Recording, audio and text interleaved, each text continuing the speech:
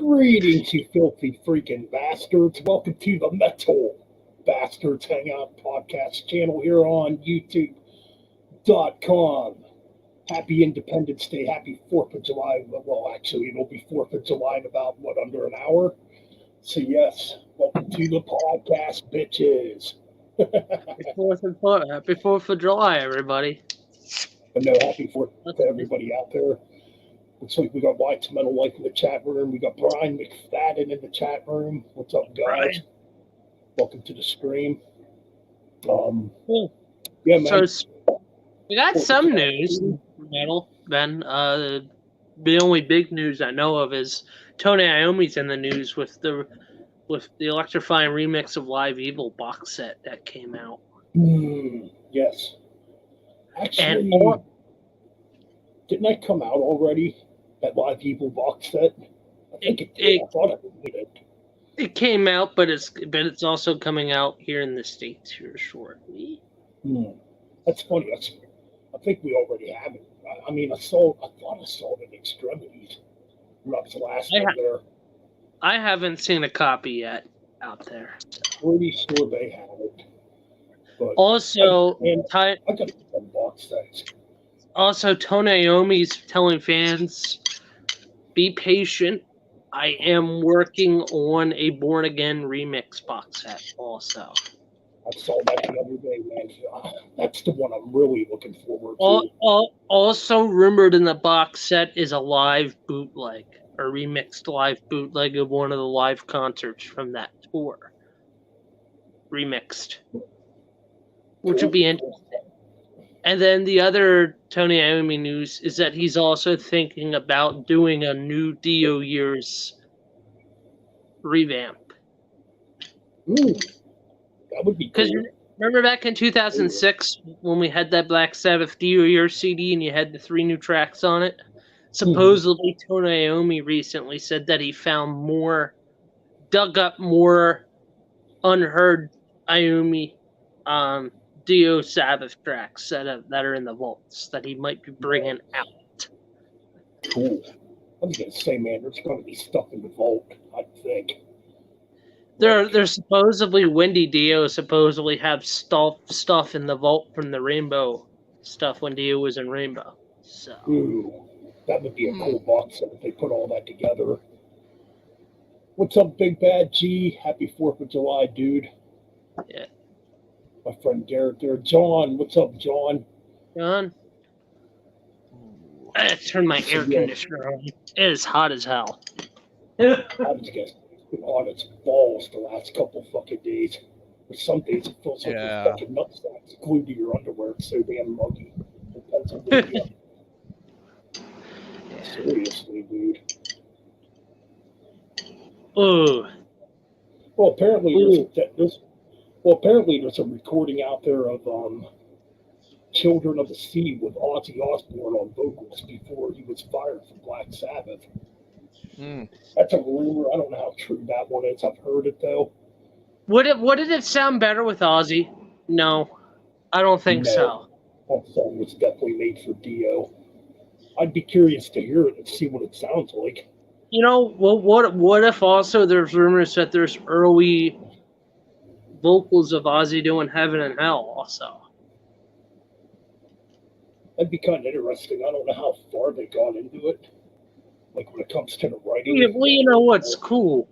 During the recording process for Heaven and Hell, Geezer was in and out for the recording of that album due to issues. And you had Jeff Nichols and Dio both fill in on bass duties while Geezer was in and out that album recordings. No, I didn't get that box set yet. I want to get those Sabbath box sets. Let's see, what do they got out? They got Volume 4 out. Sabotage, Technical Ecstasy, and Sabbath. Bloody Sabbath? No, am I right? But no. I don't think that's a box set. I think it's Paranoid, Volume 4, Sabotage, Technical Ecstasy. I think that's about it at the moment. Man, I want to get my hands on those. I think I think the next Ozzy one rumored is Master Reality. Masters of Reality. Interesting. That or Never Say Die box set. That would be I wonder- very interesting. Yeah, well, even the debut album I'd like for a box set, just because. Well, they were still called Earth when they recorded their. Well, they were still called Earth when they recorded their first couple of tracks. So I think that would be kind of interesting. Yeah. I mean, Corey Taylor's a fan of a lot of things. I just cannot stand the guy anymore. Yeah. But that's just my opinions. I was watching. Funny enough, I do watch some wrestling stuff. I was watching Ryback's stream 3 or 4 days ago, and I shared Ryan that Ryback's dealing with death threats because apparently a troll named Chase. Yeah. It popped up in my YouTube newsfeed, and I watched it. I'm like, what the fuck? I was laughing at Ryberg really roasting him. Oh yeah, it's fucking hilarious. Yep. Yeah. I think Slipknot got new members. Yep. Oh yeah. I know one of them quit. Yeah. I don't know, that band, to me, it's not Slipknot without the original members. I don't know, that's just my opinion. Okay, Ben. If you decided, you know what, I'm gonna do like a Doomy Sabbath tribute solo project, but have songs that, you know, it would be sort of like 6 songs, but they would have that Sabbath swing to it. You know what I mean, Ben? You know exactly what I mean. Yeah. Well, and I thought swing. And I thought of a cool name for it. And I lost it. Oh, yeah. See, What would be a good name for a solo project like that? Sabbath. Oh, for something. Oh man, what could you call something like that? There's plenty of names. Pigs and Wizards. Pigs and Wizards. Wait, what is it? Pigs and Wizards. Pigs and Wizards? PIGS. Pigs and Wizards. I don't know how that one would work. You could call it,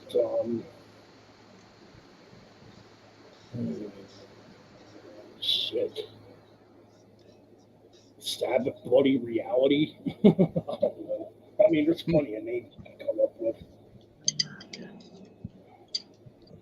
Ooh, yep. The band is called, the project's called I was going to say Cornucopia, but nah, it's a song. Cornucopia, that might be a cool name that might be a cool name. I mean, what are they called? He said Cornucopia, just Cornucopia. Yeah. But what about? Oh man. Ooh.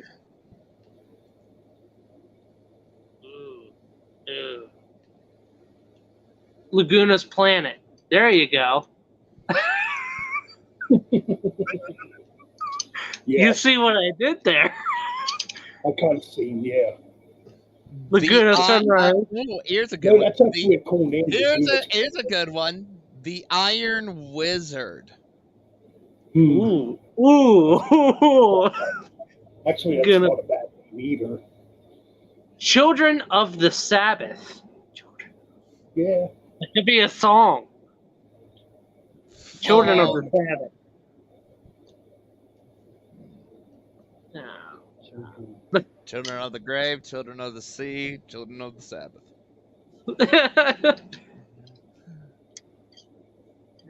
Mine's confusion. MINDS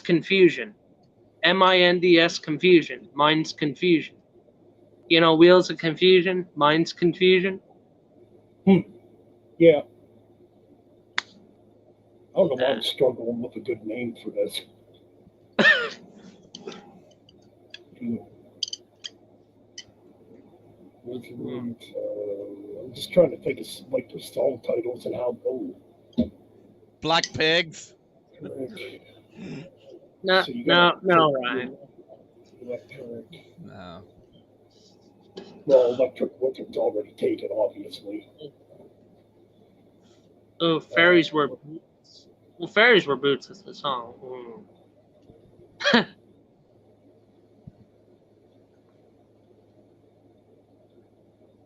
Damn. That's hard. It's I don't know why it's so hard. You'd think this would be easy. I'm just sitting here trying to think of all their song titles. Ooh. Whoa. We Are the Headless Crosses. No. No. No. That's crap.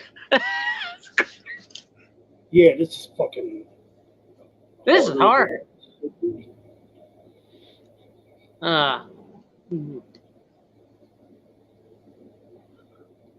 Heathen versus Megadeth. Ooh. Megadeth. I don't know, man. I really like the 3 Heathen albums. No, my bad. It's 4 Heathen albums. Ooh. Megadeth versus Heathen. I'd probably go with Heathen for stronger material. Ooh.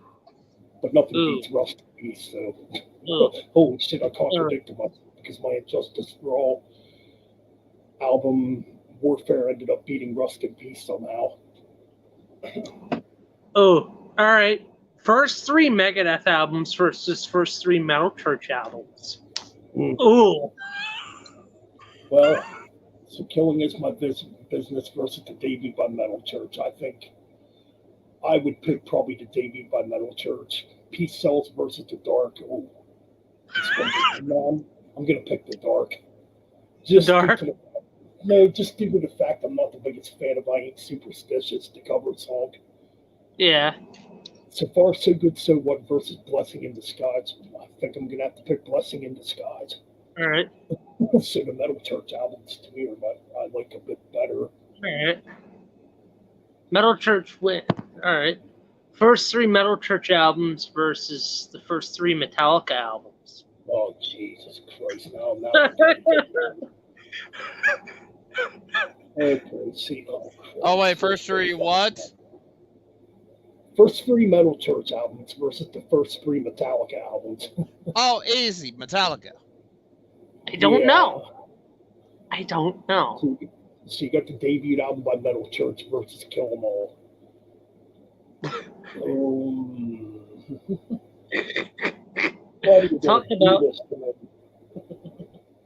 Talk about bashing your face in with a solid brick. Well, I think I'm gonna have to go. No, I think I'd have to go with Kill 'Em All. Even though that debut album is so goddamn good. Ride the Lightning versus the Dark. Fuck. Ooh. Lightning. Yeah, I'm gonna have to go with Lightning a little bit on that too. And Master of Puppets. Master of Puppets versus Blessing in Disguise. Oh my god.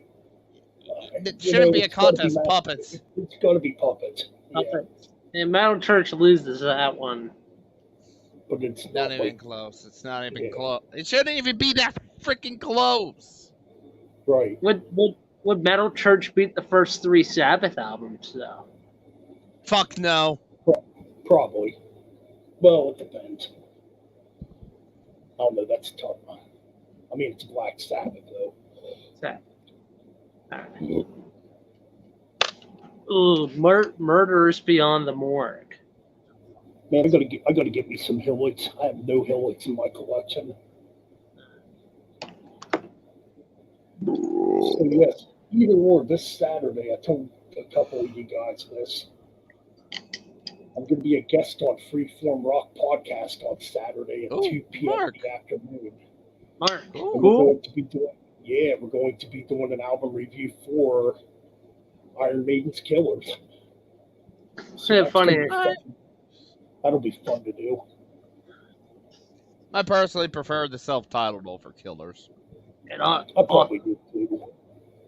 shout out Yeah, I to a think I great like- YouTuber, Ben, and a friend of ours. Shout out to one and only Metalomania. Oh yeah, shout out to Chris. Great. Always welcome on here. Megadeth would win over Heathen. Ooh. Boy, I don't. Boy, the first 3 Megadeth albums against the 4 Heathen albums.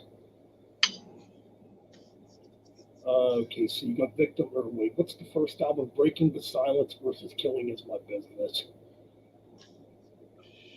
Well, okay, I think I'd go with Killing Is My Business over the debut by Heathen. Peace, or what do you got then? Peace Sells versus Victims of Deception. Or Victims of Deception. I'm going with Victims of Deception by Heathen. It's a fucking killer album.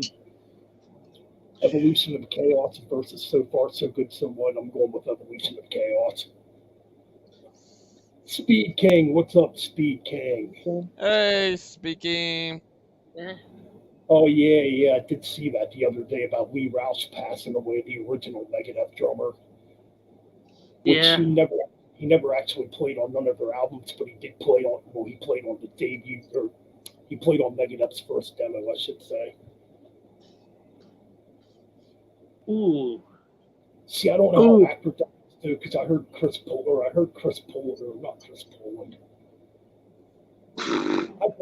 I've heard 2 different stories that it's Gar Samuelson on the demo, and then I've heard another story it's Lee Roush on the demo. So I'm not sure exactly which one to believe. Ooh. Here's a good video. Here's a good thread, Ben. Sorry. Yeah. I was gonna say, here's a good thread. 5 demo EPs that are better than the debut album.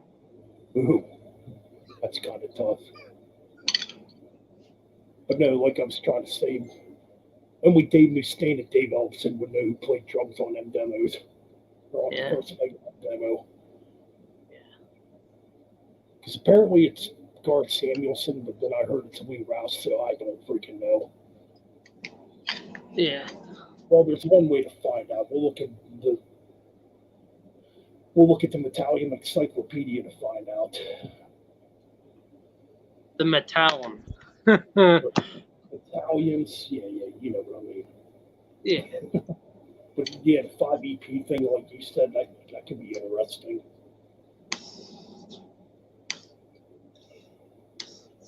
Oh yeah, Speaking's talking about the Metal Church. I was asking us Metal Church and how was the show. It was great. Oh, the show was awesome, dude. The Metal Church show was absolutely incredible. Yeah, they sound freaking great live. Yeah. I know damn well they're on here. Okay, I guess we're going to type in Megadeth Encyclopedia. Ooh. Ooh, you know what you don't hear people talk about? People don't rank their like favorite metal stations growing up, radio stations. Well, for me, there was only a couple that I can really remember growing up. Okay, so the last Rights demo. Let's see who plays drums on here. Excuse me. Yeah, see on here it's saying Gar Samuelson did the drums on that demo. So it's the only thing they ever recorded as a 3-piece.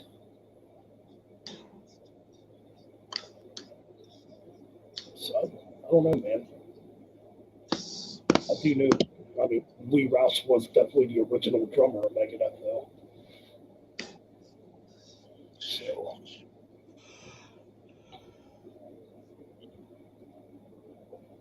I think that would be actually pretty cool if they put out a live album with Mark Lopes on vocals.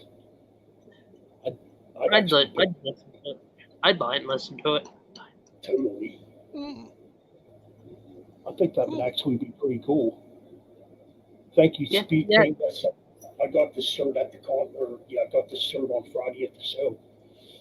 Like I said, Ben, you know what's weird? I think the metal scene for us right now in Pennsylvania, Maryland, it in Delaware, it's sort of the club scene. You know what I mean at the moment? I mean, for me, I always enjoyed club shows better than arena shows. That's just Oh yeah, that's just what I I prefer. prefer it. Well, I mean, at a club show, you can connect with people, you can meet the band. You know, it's a cool atmosphere. You know, Oh, speaking, you would have loved the set they played dude, live. you would have fucking you would have absolutely loved it. In fact, I pulled the set list up again. I know we talked about it on Saturday, but I'll pull it up again here and I'll read off the songs they played.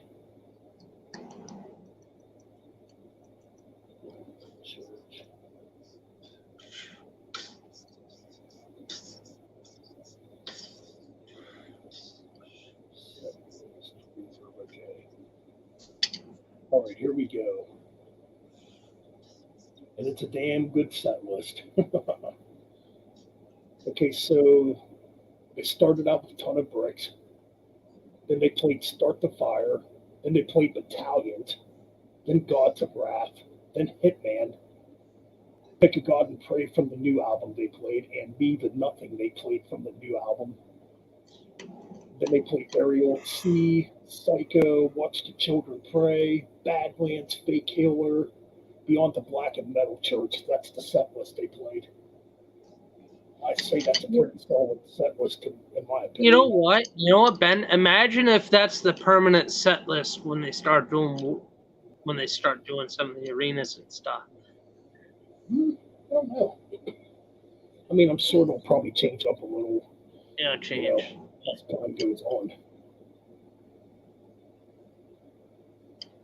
Yes, these are drumsticks, Brian. Oh, yeah, he's got the drumsticks out, man. Yeah. So yeah, man, it was a pretty cool set list. Yeah. Definitely well worth checking out. Yeah, me and Ryan have something in the works for July, and I think me and Ben have a few things we're doing. Right? Yes. Yep. The Uriah Heep Part 2, which I got to start listening to right now I'm halfway through Firefly. So Okay. Yeah, I got to break those out and listen to them myself. I want to do it next week if possible. And then we're also going to do that other video. Right? Yep. Part one. Part one. Hold on, Ryan. Hold on.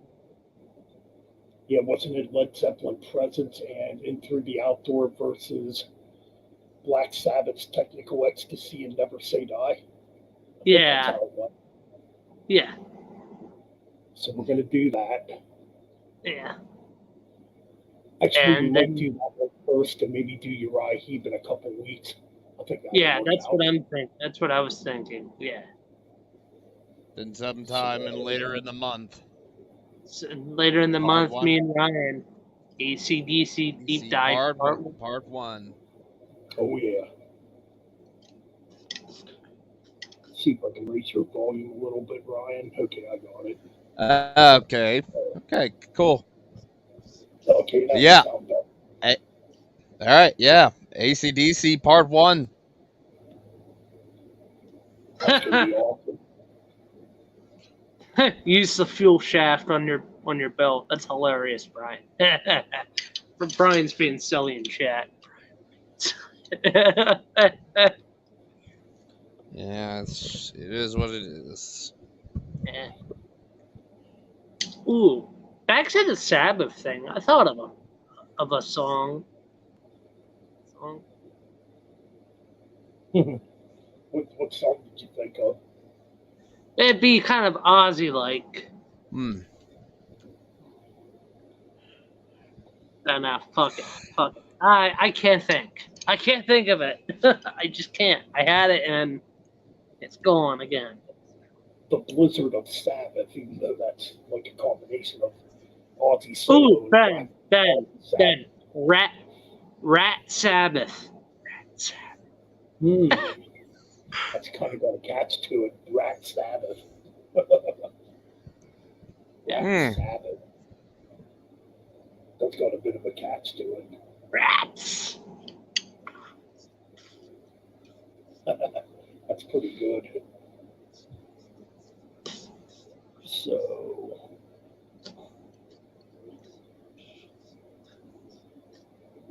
just looking at the comments section here. All right. Under the banner of All for Metal, Tim Tetzel Schmidt, known as the singer of the band. Tim Schmidt and Antonio Calana.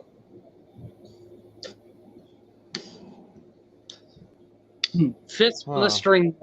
Oh, Ben, I thought of a good Helicross song you could do for thrash. I just popped in my head. Fist blisters of metal. Fist blisters. Like blisters of metal. Fist and blisters of metal. Fist and blisters. Okay. Thrash. Right. But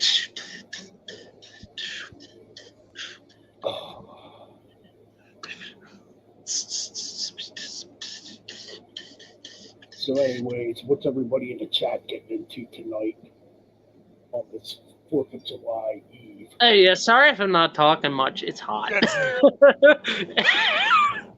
I got okay, let's put it this way. I got my air conditioner on, and plus I got a fan sitting on the floor here on. Yeah. So I'm feeling all I got it. I'm feeling all right now. I got a fan. I got a fan that's on its last legs. My air conditioner's fine, and then I got a mini fan there.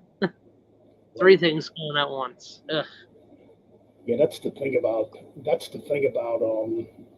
summertime. Like as far as making regular videos go, it's absolutely miserable because it's so fucking hot. Some days. And boy, we had a doozy. One the past. Oh, last summer when we were doing our fucking Pantera retrospective. Yep. I don't know how that got almost 800 views. Probably because we were feeling miserable. Oh, it was so bloody hot that day. Holy shit! I don't know how we made it through that deep dive. That's probably one that's going to be redone in the future. But either or.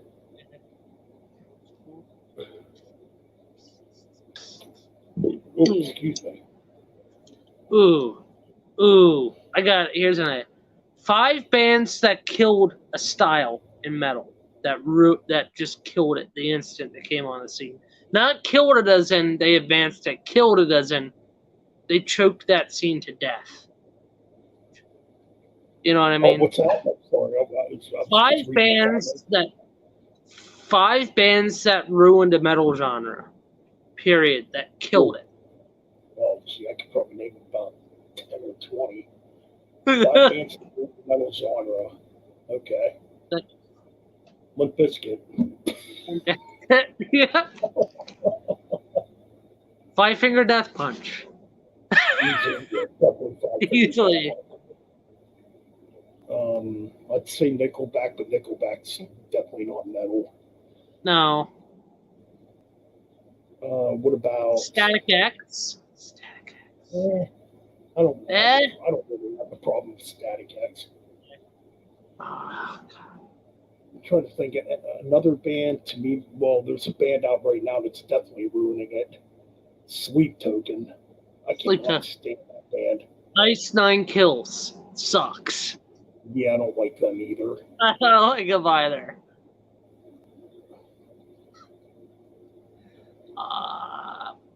Let's see here. Well, there's a cage match in the chat. Oh, Brian's being silly. Sounded funny though. No, other bands that killed the metal genre. Well, Nirvana. Well, yeah, they're definitely responsible for it. A lot of metal going away in the early '90s.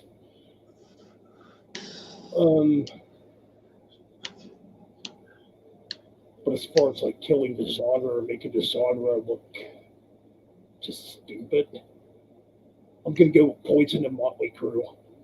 Motley Crue, Poison, Motley Crue. I've Hot never take. been a fan of it. Well, okay, I take that back. I like the first two Motley Crue albums, and I like that Karabi album. Hot take. I like Theater. I think Theater of Pain had some good. I think Theater of Pain's all right. Aerosmith. Girls has a couple of okay songs on it, but after that, forget it. Would you say Aerosmith sort of killed rock in a way?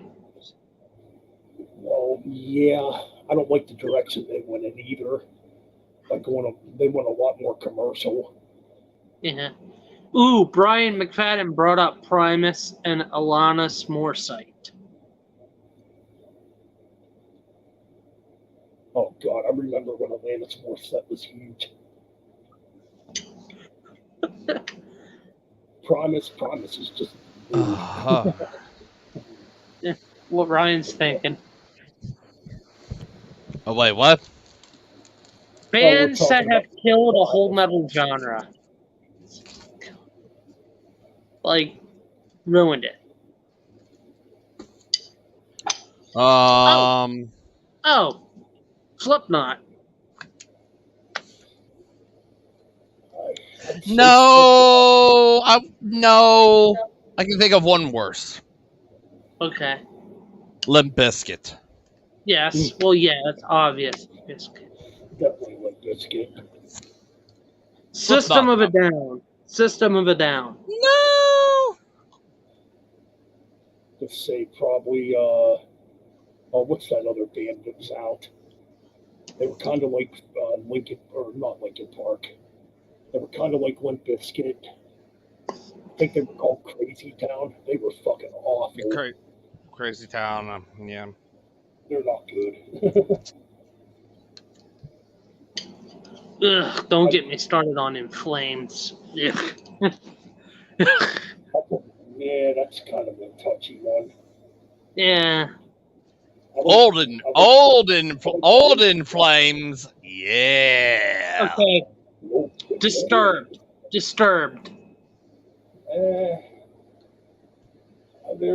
No. Yeah. I mean, you got to think about it. Well, they're the alternative metal, and you think of all those bands around that time. They weren't the only ones. Like I think of, they're one of those that's like bands that really ruined punk music. To be honest, in today's punk music, it ain't the same. It is not the same as it was back then. Nah, I agree. Pop punk is garbage. Gotta have the real shit. The raw punk. Only one that kind of is good. That is kind of good is Green Day. That's it. Green Day gets a raspberry for me. And then you got the other bands that were pretty terrible. Smash Mouth. Nah, I can't stand them either. You had the Dropkick. You had also bands that were around that same time period, like the Dropkick Murphys. You had that. They were sort of trying to form a scene, and it didn't do so good, you know. Disturbed came around a time when, with the alt metal, alt rock stuff you think of, that's already kind of saturated because of Creed, and then you got bands that were trying to be like them, like I think Breaking Benjamin, Alter Bridge. Again, Alter Bridge. I'm gonna take that back. Alter Bridge kind of didn't go win in their own direction. 3 Days Grace. Disturbed were eventually lumped in with those guys, and they're just like, okay, they're them, but heavier, pretty much. What? Sorry, Ryan. Sorry, Ben. Sorry, Ryan. You were pushing my sleeper buzzer. I was starting to fall asleep when you were talking about those bands. I got confused. Yeah, there's a band that used to be pretty annoying too. The Stayed. Oh yeah, Brian. They just reunited. Oh, Marilyn. Oh yeah. Marilyn Manson. Talk about a nut job. Drowning Pool. One album that's fantastic. Everything else is either mid to ugh. Yeah, they never recovered after David Williams passed away. Yeah, Rob- Sinner is literally their one and done. Literally Rob one and Zombie. done. Rob Zombie. There you go. Ooh. First two fantastic. Middle two, they're good. They're Not as good good as sequels, White but Zombie. Not as good as White. nah, fuck those early white zombies. Which ones? The ones before Astro Creep? Yeah, those. Ugh. They're not Everything bad. everything after La Sexorista, fantastic. But I think before, not my cup of tea. Yeah. But then when he carried that momentum with the first two solo albums. Educated Horses and Hellbilly Deluxe 2 were either pretty good or really good. And then after that, bleh. Then after that, he went into horror films. He stick to that, and he made shitty music after that. It's just not the same. I thought his last album was pretty decent. It kind of went back to form. I mean, it's not like perfect, but I thought it had. Yeah, I mean, you're not gonna. There's no way it can touch. I haven't even listened to it yet. It's not too bad. Kind of has a little bit of a White Zombie feel to it with the heaviness.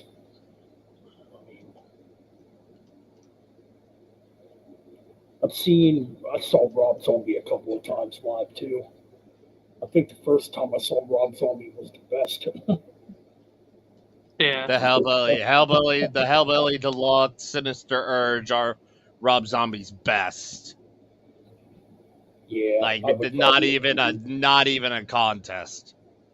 Educated Horse, I didn't really care for much. I liked it, but it was like, yeah, it's not. I think it's a good for first album he has done at that point in 5 years. I'm like, okay, this is pretty good, but it's not as great. It's not as great, but it's good.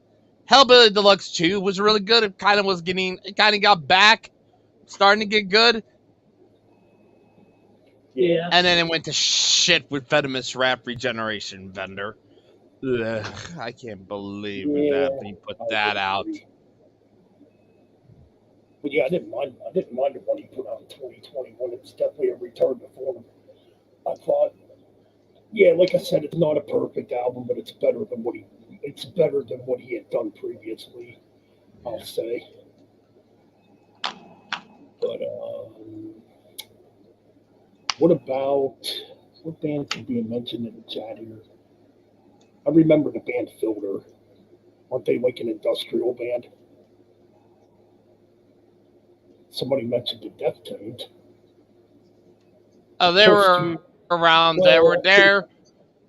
They were around during the whole new metal stuff, but then they started getting away from that. Started going. Yes, that's right, John. Mike Riggs rejoined the band. But yeah, Deftones were they were by default lumped in with the new metal crowd, but they really weren't new metal per se. Like, I think their most well known is White Pony, and they're in the same boat as Disturbed. Well, not musically, not far from them, but they were just lumped in there like Disturbed. They were just lumped into the new metal sound, the new metal group. And they put them in the tagged them with the new metal, but then they got away from that. I think the guitarist Stephen Carpenter started to use 8-string guitars and stuff like that. Yeah. They started getting heavier pretty much, especially when you get to like Diamond Eyes and stuff like that. Like they're far from the new metal stuff. They were just lumped in at the time. I don't even know what the hell you would classify Deftones as. They definitely had their own sound. Groove metal? Groove metal, alternative metal, definitely, but they're like alternative metal, groove metal. Yeah, alternative groove metal because of the A string stuff that automatically lumps you in kind of with the gent crowd pretty much.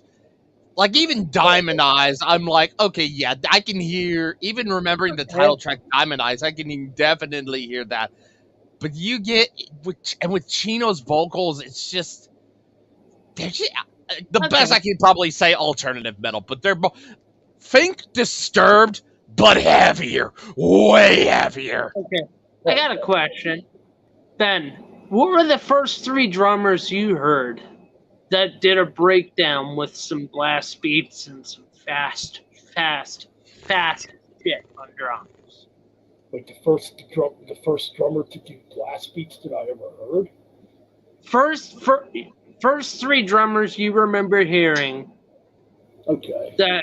That played a real fast double kick blast, went around the kit, and just went a little bit sludgy, if you know what I mean, and slowed stuff down and sped stuff off, if you know what I mean. One that comes to mind as far as like one of the first I've ever heard. One of the first I've ever heard as a younger metalhead would be Paul Master. How the fuck do you pronounce his last name? Paul Mazurkiewicz from Cannibal Corpse. Yeah, Paul Mazurkiewicz. Yeah, I did from Cannibal Corpse. Yeah, definitely. Yeah, that's the first drummer I can remember listening to that was like real doing them blast beats. Then probably oh god, Pete Sandoval from Morbid Angels, definitely. Yeah. And you gotta. Go ahead. I was about to say, you didn't hear Lombardo yet? Well, Lombardo was the godfather of that, but I'm talking like Ben knows what I'm talking about. Okay. Well, who's the final one? Oh, as far as double bass goes, yeah, they would definitely be Dave Lombardo. Was the first drummer I ever heard that did like the really extreme double bass shit. But as far as blast beats, yeah, it'd definitely be Mazurkiewicz, Sandoval, and probably God, I'm trying to think of his name right now. Bostaff? Is it Steve Aston of Deicide? Is that it? Thanks. Hoagland? Gene Hoagland would be my... No, I'm thinking the drummer of Deicide. Yeah. I think it is Steve Aston. I'm just looking it up to make sure I'm getting the name right.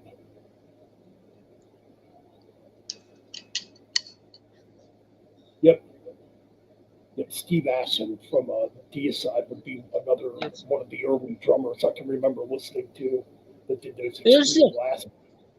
Who was the drummer on the first Venom record?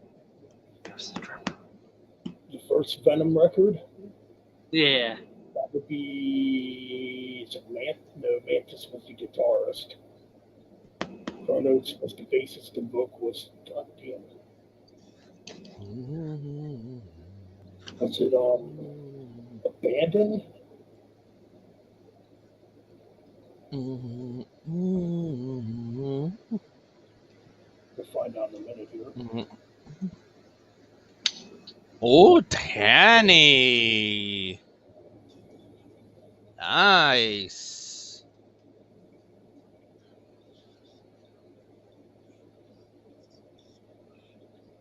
Abaddon. Yeah, Abaddon from Venom. That was the drummer of Venom. The original drummer of Venom. He's a good drummer. Yeah. My 3 would be Hoagland, Gene Hoagland, Bostaff, and Lombardo. Oh, there you go. Oh, fuck. For me. That's a really heavy hitting contenders. Let me try and think here. Definitely. Honorable mention, I'm throwing Mike Portnoy in there. I'm throwing in, with me, Joey, The original Joey drummer from Slipknot. Joey Jordan. Yeah, Joey. He's one of the first. When hearing the duality, just that drumming, I'm like, yeah, Rev? him. Rev? Let me. No, surprisingly, no. I never knew about. Like I knew about Revel. I knew about them later. No, the drummer, the Rev. Yeah, You Rev, know Rev who- later. Rev later. Yeah, definitely Yeah. a little bit later. Yeah. Oh Jesus. Okay, I had Joey on there. Oh,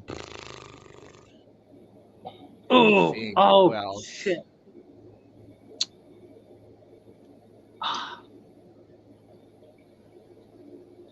God, the drummer for Fuck. Overkill.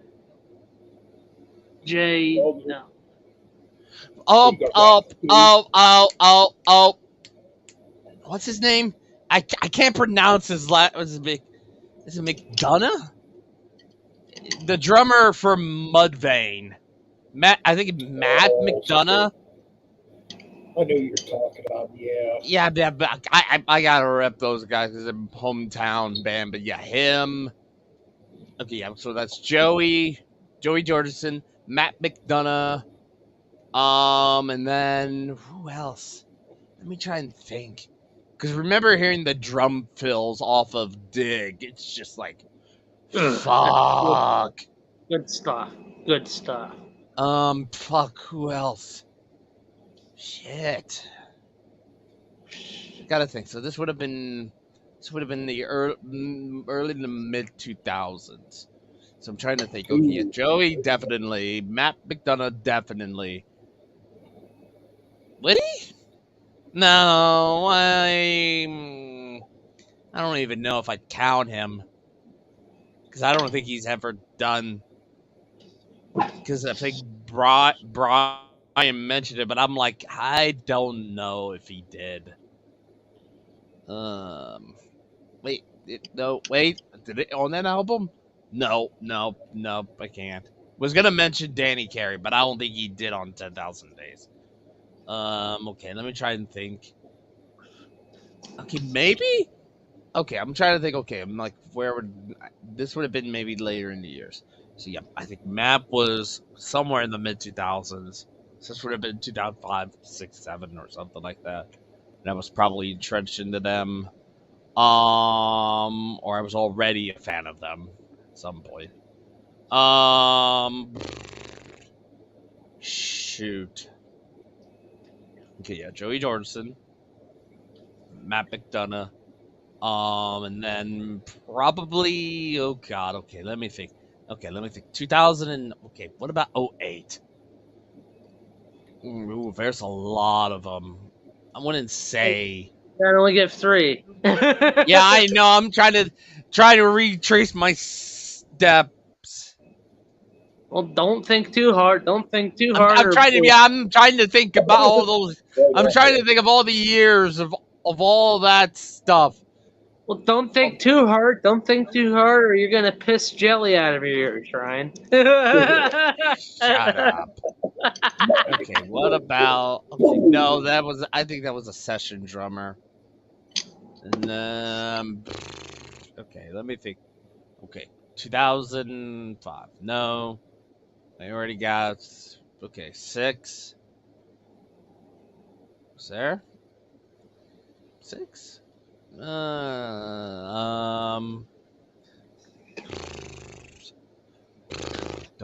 I don't think so from 06.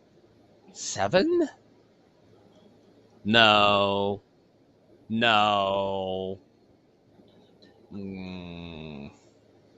Okay, 8. This is where I was getting into a lot of bands.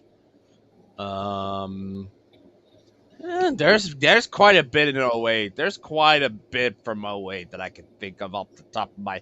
There's a lot I can think of off the top of my head from 08. I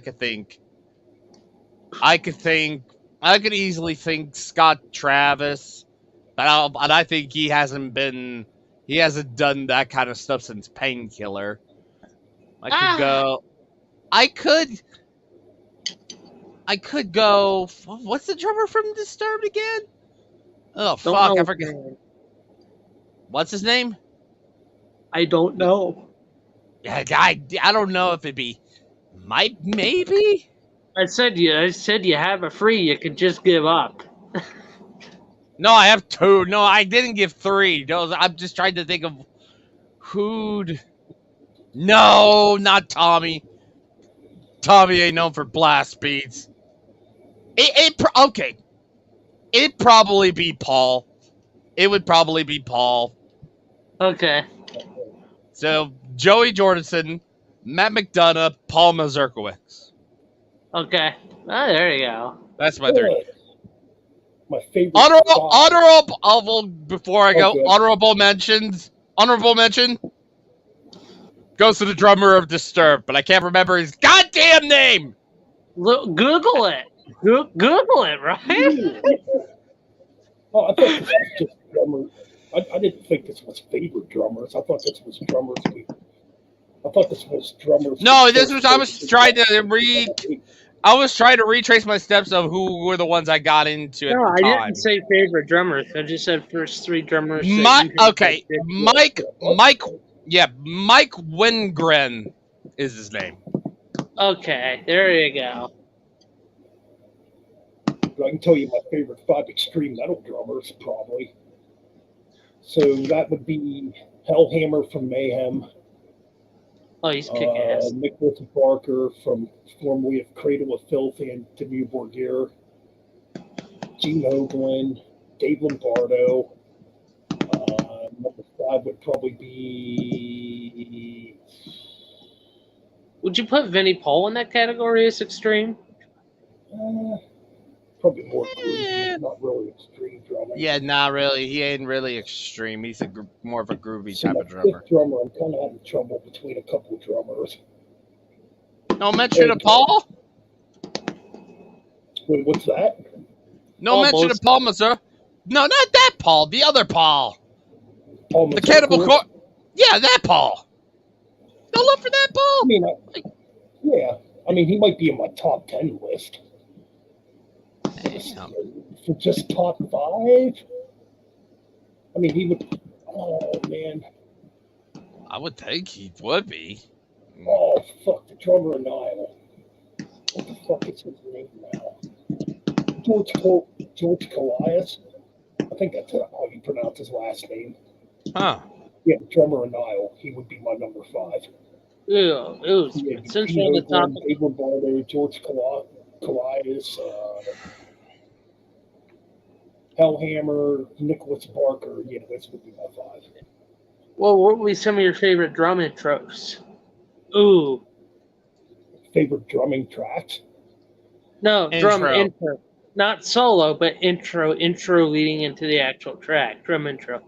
Boom boom da da boom boom da da doodle doodle doodle doodle boom boom diddle boom boom diddle diddle doodle doodle. You know what Megadeth Well, song that is? Yeah. Well, literally, that's pretty. You gotta. But there's not that many, and you gotta have the big one. Like, come on. Yeah, I'm Yeah. probably putting myself in the balls right now, but I did my Metallica Rust in Peace versus Justice for All. Yeah. I'm sitting with the last song, like Dire Seed versus Rust in Peace Polaris. Because it could have won either way. Now I'm sitting there thinking to myself, I think I like Rust in Peace Polaris a little better now. Fuck, I don't know. They're both awesome. You know what's a good Metallica drum intro? Phantom Lord. Boom, boom, boom, Yeah, that's a cool one. Yeah. What about oh man, drum intros? I'm gonna say Over the Mountain, obviously, by Ozzy. Da da da do do do da da da do do do da do do da do do da do do do da do do do. Ba da da da da da da da da da da da da da. Stargazer, come on, Ben. Yeah. Stargazer. That's got a cool drum intro too. Drum Of course, intro. obviously Painkiller.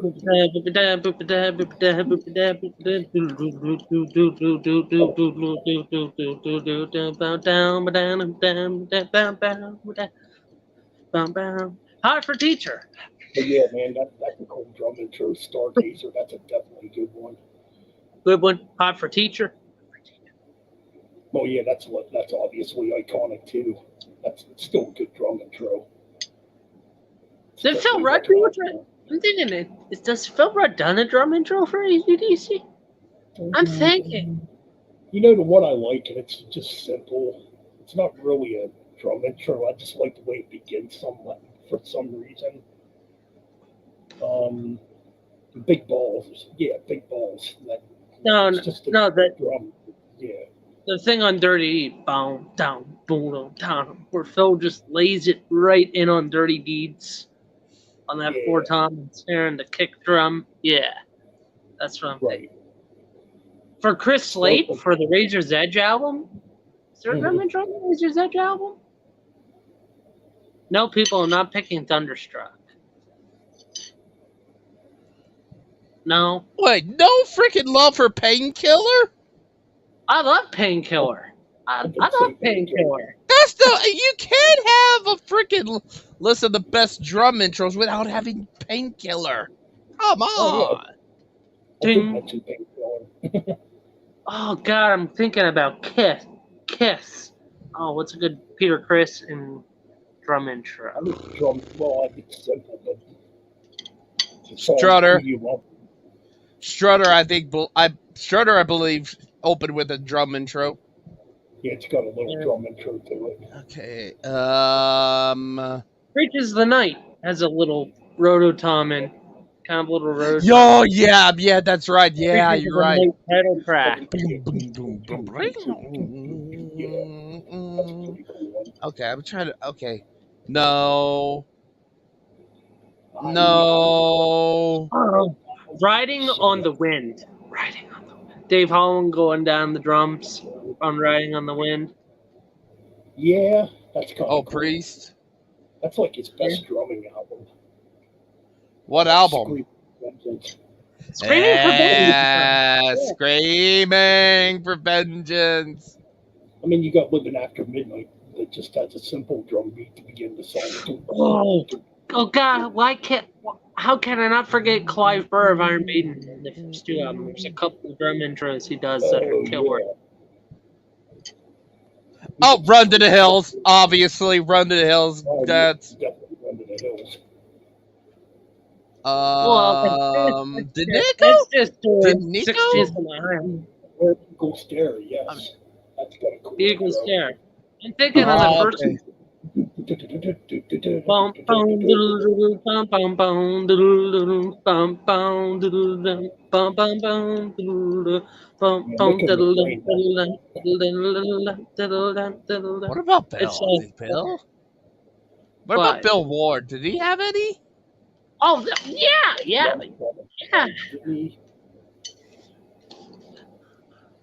What about Children of the Grave on the tom? technically, yeah. Yo, yeah, that's right. Children of the Grave. That's right. I forgot about that. Rats. Yeah. This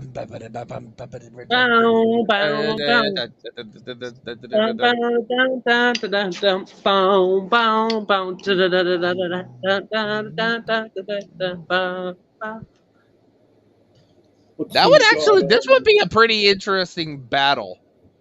The first 10 Moody Blues albums versus the first 10 Black Sabbath albums. And this includes the first 2 Dio albums. Sabbath easily, hands down. That would let's see. Let me think on this. It might be a little bit okay. Let's see. Okay, we got Black Sabbath versus Go Now, the Moody Blues #1. Okay, that's pretty easy. Black Sabbath. Black Sabbath easy. Okay, Paranoid versus Days of Future Past. Paranoid. Easy. It's easy. It's easy, right? Yeah, it's like you start to see how annoyed I get because when I said, it's easy. But here, it's a little bit difficult, Days of Future Past is, for some people are considering that to be the first prog rock album. Could be a possibility. possibility, I but think it is I the dis- first prog rock album. I disagree I'm because probably gonna agree. Yeah, Paranoid. And then we get to In Search of the Lost Chord versus Master of Reality. my favorite Bloody Moo's studio album, but I'm going with Master of Reality. Something about Actually, Sweet Leaf. you know, you get a concept album, and then you got It loses against Master Reality. That's my pick.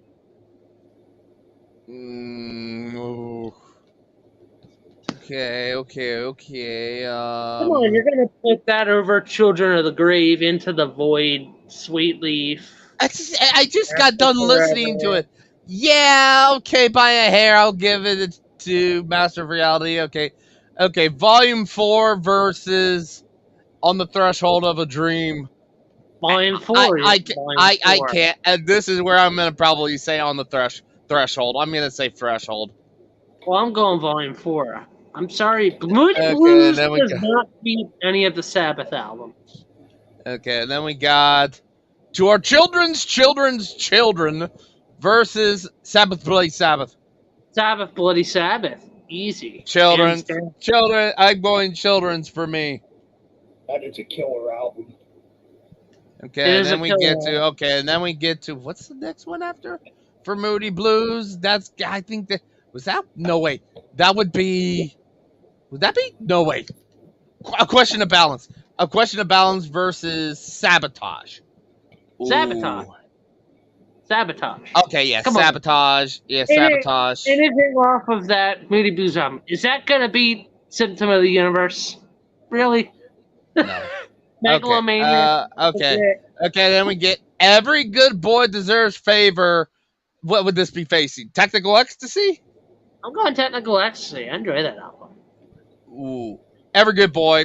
I mean, I like Technical, but it's not even a close. I mean, I personally prefer Every Good Boy Deserves Favor. Okay, this one's probably going to be one where you probably end up going to pick Moody Blues. What is it? Seventh Surgeon versus Never Say Die. I'm going Never Say Die. Fuck I Never only Say listen- Die. That's the worst Black Sabbath album, and freaking Seventh Surgeon is a masterpiece. Seventh Surgeon. Okay, here is where we're going to get a little bit interesting. Octave versus Heaven and Hell. Heaven and Hell, hands down, easily. There's no contest. Yeah, Heaven and Hell. Then we get to two that came out, I believe, the same year. 81. What would this be? Crap. Long Distance Voyager versus the Mob Rules. And I Mob think Rules, easily. yeah, I Easy. this yeah, as much as I do love Long Distance Voyager, and that is a masterpiece too. Yeah, Mob Rules. It's not even a contest. See, Ryan, you see where I'm going with?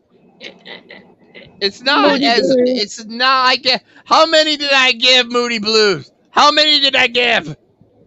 I think I gave 4. I think I gave it to. Yeah, but still, it's still in favor of 7. But it's not. Meanwhile, you picked Never Say Die, Yes, because and that's shit. That is Not- garbage. We're just Not gonna do a garbage. whole stream. We're just gonna do a whole stream one night where Ryan and Mean Metal might go back and forth and debate over shit. Yeah. Okay, then. Okay, now we are gonna go. Okay, this one's probably Alright, okay. I'm right, trying to think. Okay, Right. Let me see if you can get me on AC/DC. If you ACDC. do not accept the challenge, Hmm. all right. If you do not accept the challenge, Ryan, you have to go on stream and shave your head bald. Fuck no, my head's already. I just got a haircut not too long ago. Don't worry, we can trim it some more. No, Oh shit. I ain't doing that. Okay, I'll make you choose.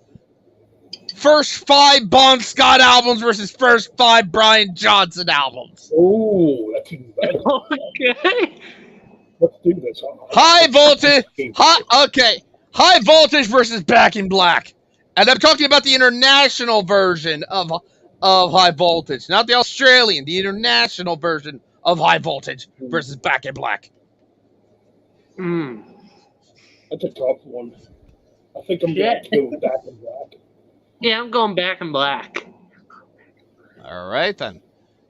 Dirty Deeds versus For Those About to Rock. Dirty Deeds for me. Dirty Deeds. Okay, so I'm not going to vote on this. Okay, and then we got, what's next? Let There Be Rock versus Flick of the Switch. Ooh. It's Flick of the Switch is my favorite Brian album. But God, Let There Be Rock has that raw fire from Angus. What did y'all say? Okay, I'm going so with both of Let you. There Be Rock. Let There Be Rock. Okay, then we come to Power Rage versus Fly on the Wall. Power Rage. Come on. Yeah. Alrighty, and then the final one. Blow Up Your Video, if I'm correct. Am I correct, Mike? That's got to be the 5th one with Brian, right? Okay. Yes. Blow Up Your Video versus Highway to Hell. Contest. I went. Okay. But here's the thing, Ryan. You picked the first 5. Why didn't you pick the last Brian albums with AC/DC? Power Up all the way up to Razor's Edge. You could have tricked us more. Well, You know. No, it's got to be the first 5. It's got to be the first 5. Okay, then well, let's say we included. Let's say if we included the Australian versions. So it would be, what would it be? What came first? The Australian version of High Voltage? Yes. Yes. And that would face Back in Black. What would y'all pick? We already did Probably that, go right? Back in Black. Okay, y'all get the Australian version. Okay, y'all did. Okay, y'all said it would be Back in Black. Okay, and then it would be TNT, which was only released in Australia, versus For Those About to Rock. TNT has a big cover of School Days on it. Yeah, TNT. Yeah, I'm going with TNT. Okay, then we got the international version of High Voltage versus Fly on the Wall. No, not Fly on the Wall. Flick of the Switch. That's right. Flick of the Switch. I'm going Flick of the Switch. That's for Flick of the Switch would win. Okay, then we got Dirty Deeds versus Fly on the Wall. Dirty Deeds. Dirty. Okay, then we got, what would be next? Let There Be Rock versus Blow Up Your Video. Oh, Let There Be Rock easily. Oh, Let There Be Rock easily. Okay, but that would be, okay, Razor's Edge versus Power Rage. Power Rage, easy. Okay, that's 4 for the Bond stuff. And then the final one is Highway to Hell versus Ball Breaker. Ooh. Ooh. I think Ball Breaker's underrated, but I still got to go with Highway to Hell. Why not go with Highway to Hell? Yeah. Okay, so it's unanimous, 5-2 in favor of the Bond albums.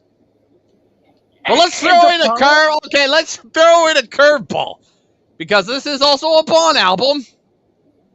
Jailbreak versus Stiff Upper Lip. 74 Jailbreak versus Stiff Upper Lip. Interesting. Yeah.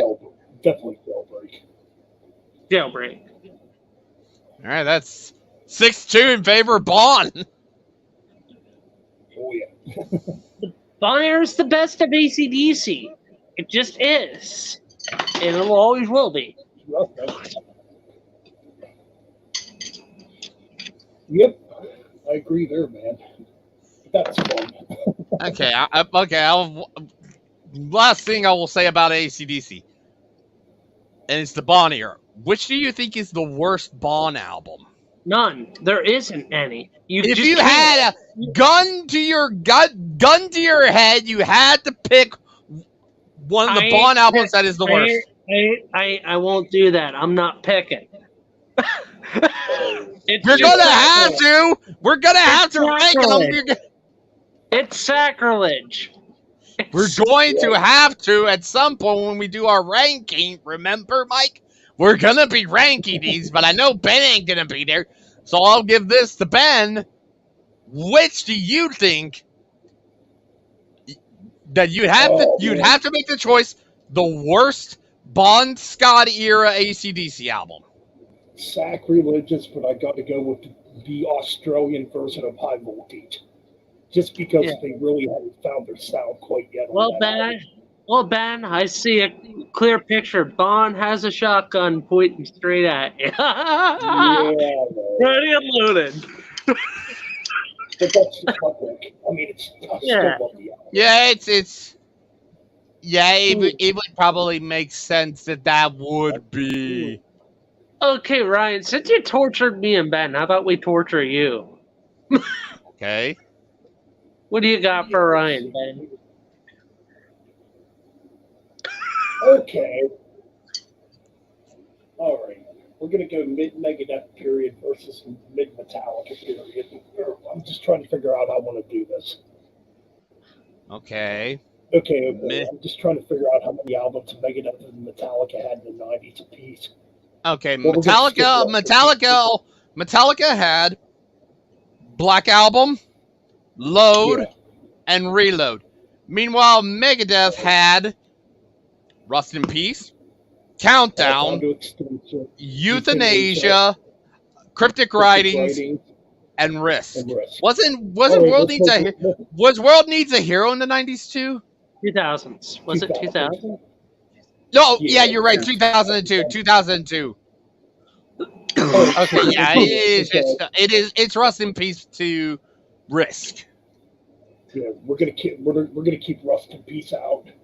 So what we're gonna do is we're gonna throw in Garage Inc. by Metallica, disc 1 pertainly. Okay, and then we also you're gonna include S&M. No. That does have 2 original songs on it. Technically, you're right. Yeah. I mean, it doesn't really matter whichever one you. I think it would make it a little bit more even to include the first S&M. So that would make it Black Album, Load, Reload, Garage Inc., and S&M versus Countdown, Euthanasia. Wait. Cryptic Writings and Risk. But that's 4. That's all right.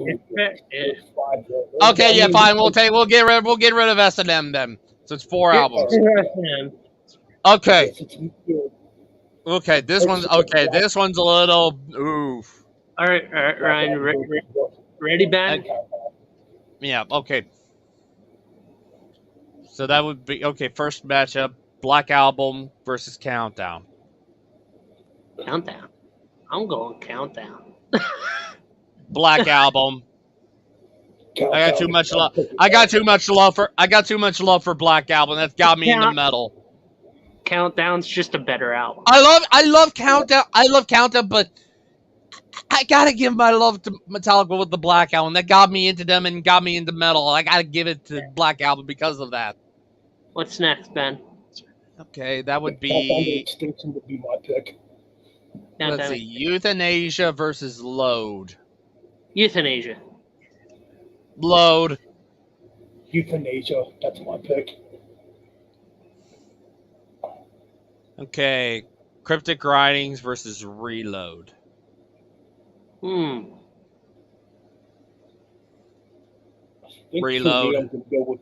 I think for me, I'm going to go with Cryptic Writings. I'm going Cryptic Writings also. Yeah, I'm going Reload. I'm the only one that's defending Metallica. Here's where it might change. Okay, and then we Garage Inc. versus Risk. Garage Inc. It's cover. Even though it's all covers, the covers are going to probably blow Risk out of the water either way. And even if you were to include the second disc, come on, it's not even a contest. No, it's not a contest. The second disc alone would blow freaking Risk out of the goddamn water. It's not even. Right. Yeah, Metallica would wipe the floor with Risk when it comes to that, big time. Yeah, but it's not even a fair fight. Nope. Yeah, Garage Inc. wins that easily. It's not even. Oh shit, the 2000s would be impossible to do. There was more. Okay, Megadeth there's so many. Yeah, there's so many Megadeth albums and not that many Metallica albums. Like literally, kind you're of looking. aware. You're literally. There's literally only 2 Metallica albums. That's Literally true. only 2 Metallica albums. You got Saint Anger, Death Magnetic. Yeah, that's it. That's it. That's literally it. Oh, Oh, yeah.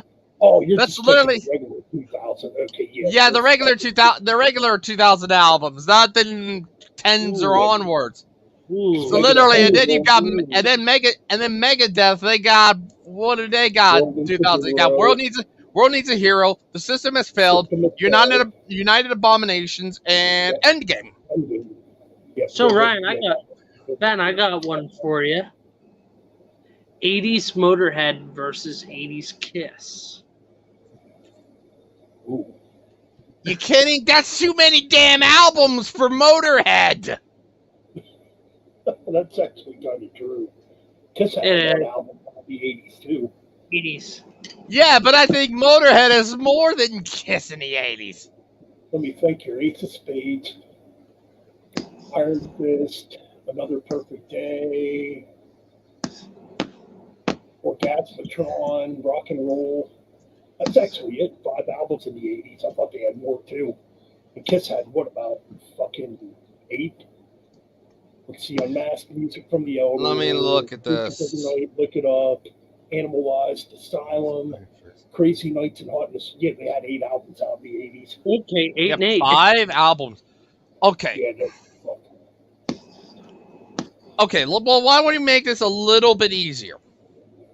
Since Ace of Okay. Spades had only 5, how many of these albums were released the same year a Kiss album came out? So that would probably be, did Kiss release an album in 1980? Unmasked and Ace of Spades came out in 1980. Okay, what about 82? Was that Creatures? Yes.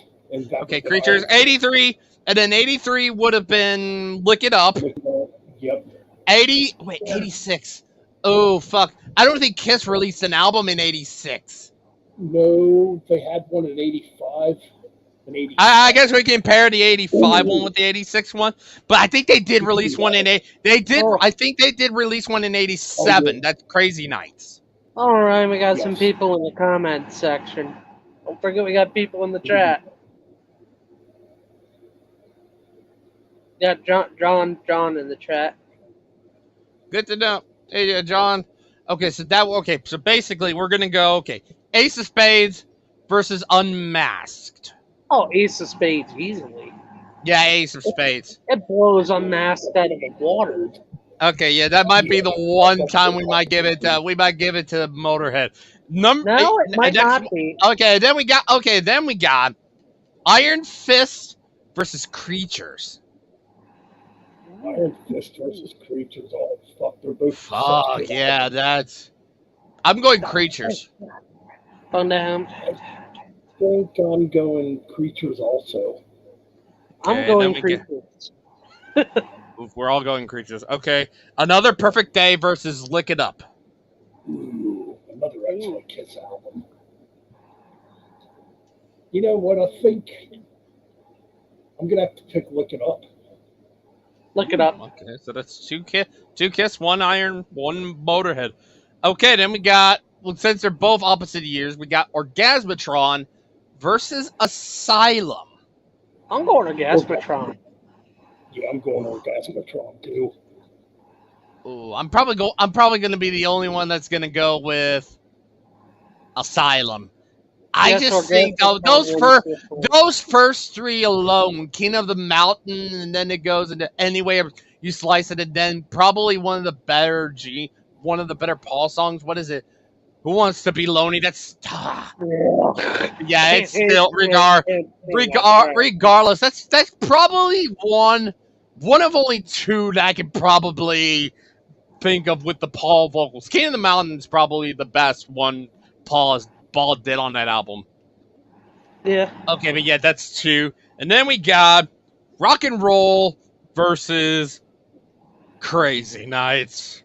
Rock and roll. Fuck Yeah, crazy. There, rock and roll. yeah, yeah. I mean, Motorhead with this one, Rock and Roll. I mean, for Christ's sakes, there's literally only one saving grace on Crazy Nights, and that's there is literally only one saving grace on Crazy Nights, and it's no.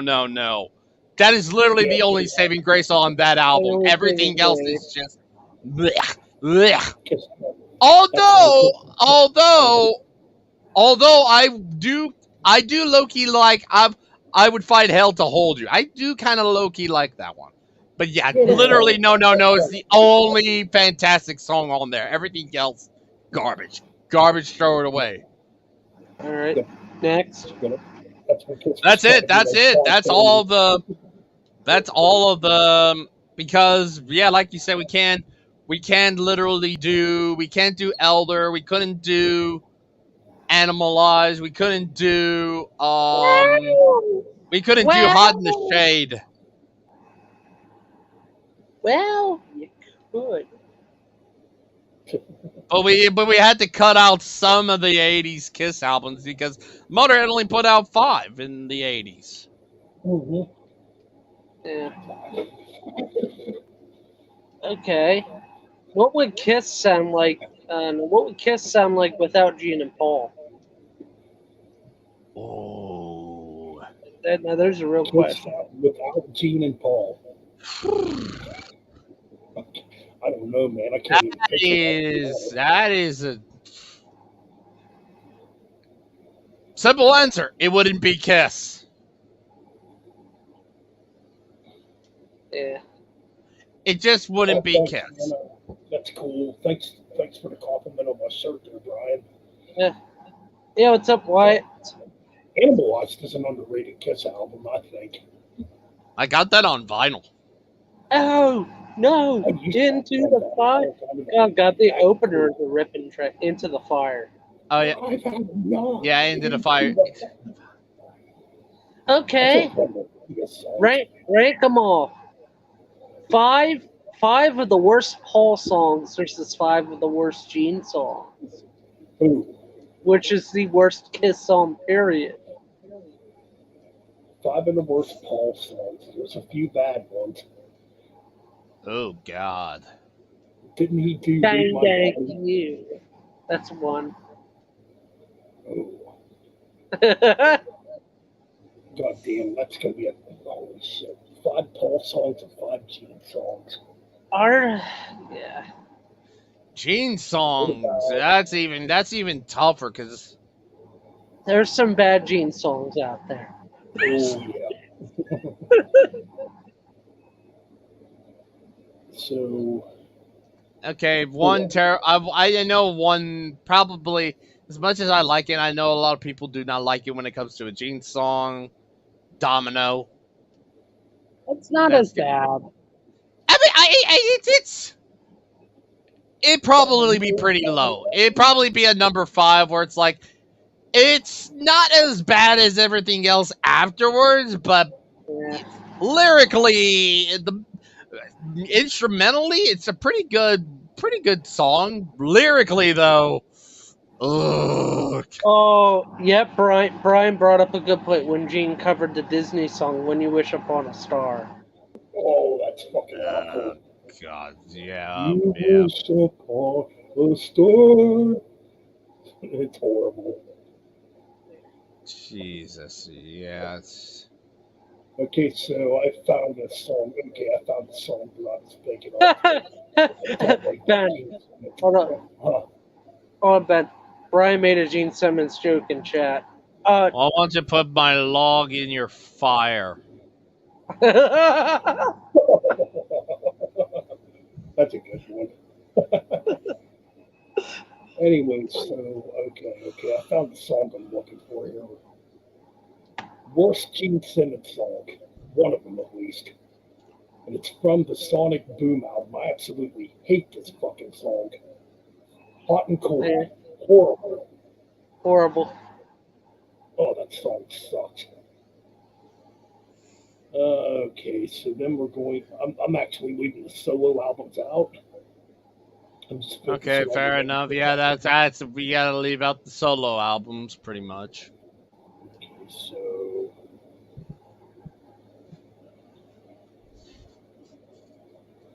let me see here.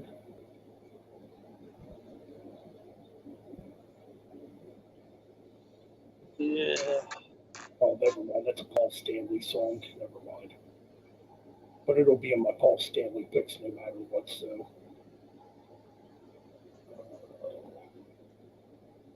Yeah. I'm looking at Carnival of Souls.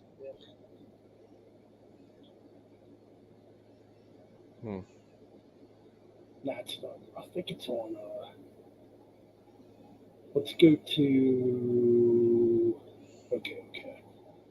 So, Silver Spoon. There's my 5. oh, that's a horrible song too. Yes. Cadillac Dreams. I know that's Eric. Okay, another one off of the Shade. My 4th track I don't like. Track 14, Little Caesar. Ugh.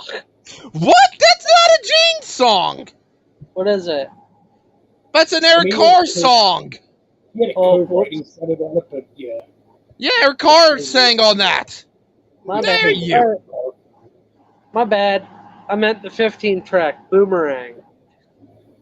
Oh, okay.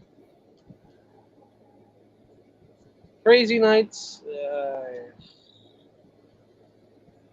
Girl Gone Bad. Yeah.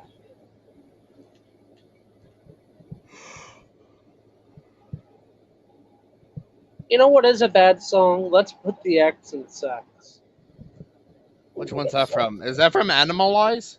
That's from Smash or Thrashes. Smash or Thrashes. That's an original? Yeah. Mhm. From that? I didn't know that. Huh. Still looking for my number 4 here. I think okay, never mind. It might be on Unmasked. Torpedo Girl. All right, so my number 4, I found it. She's So European. Ugh. Yeah. Even Gene hates the song. Well, why the fuck did you write it then?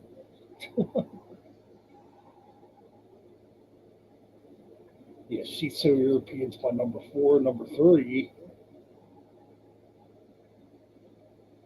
It's funny, there's actually more Paul songs I hate than Gene songs. Hmm. Now that I'm looking at these track listings.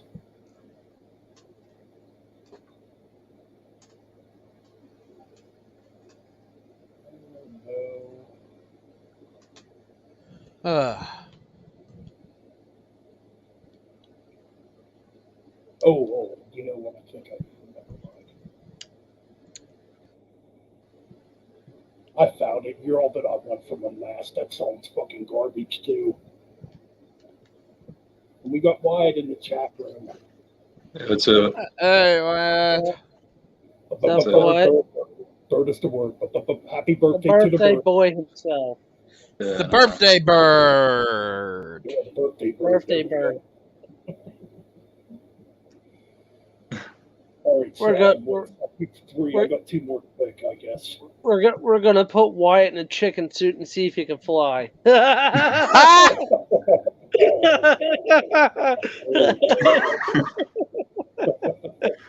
Wow. That's your birthday present.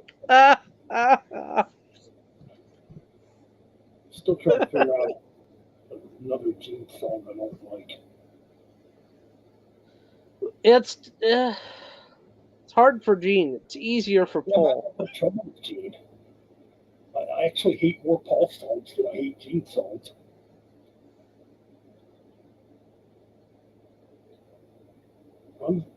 I hate Move On. Wait, would you say what? I hate the song Move On. I think it's kind of Move dumb. on. Yeah, yeah, it is kind of dumb. The Move lyrics are on. dumb. Oh, I think I know what song. Okay. Or no, it's on Destroyer. Uh, Oh, the other Gene song I hate for number 4. I can find it here. Great Expectations. Not a big fan of it. no. From Destroyer. It's too ballady for Gene. Did Gene write anything on Dynasty? Yeah, I actually like him. He only wrote 2 songs on Dynasty, and I like them both. X-Ray Eyes and Charisma. These songs are freaking good. Love Gun? Christine 16, I bet. You know what? Let me go to that album. Actually, that might actually be the other song I'm thinking of. Yeah, Christine 16. I don't like that song at all. It's creepy. Definitely by today's standards, very fucking creepy. Yeah. You wouldn't get away with that shit nowadays. All right, that's my Good. 5G. Now we can rip into Paul. All right, did everybody else do Gene Simmons? I already picked mine, yeah. Okay, Paul Stanley. I can think of about 10 Paul Stanley songs. Okay, here's one. Read My Body. Ugh. Read my body. Oh.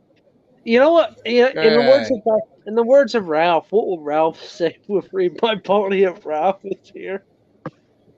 He would probably make some wisecrack quote and say, "Read my body," more like read a book. You know what I mean? Yeah. Oh, God, there's another one, too. One I know I don't like. Bang Bang You. God, That's a terrible song, too. You know what? That's going to be my number 4. Bang Bang You. That's from what album? Crazy Nights or something. Yeah, that's not Crazy Nights. Please Oh, tell yeah. me. Yeah, please tell me. All Night is on that list. Yeah, I hate don't it. like that one either. I don't like it, but I don't hate it. It's not the worst. It's up all night. Reason to Live. God damn it. The Dead Buffalo's ass could write a better song than that. Jesus Christ. That just gave me an idea to cover it. Oh, yeah.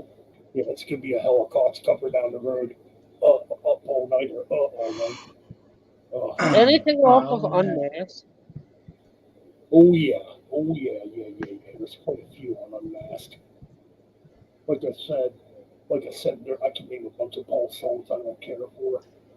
In fact, one on Unmasked I don't like is What Makes the World Go Round. Yeah.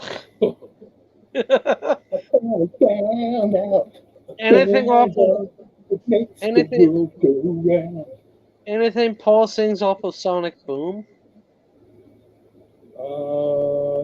Modern Day Delilah, I don't care for.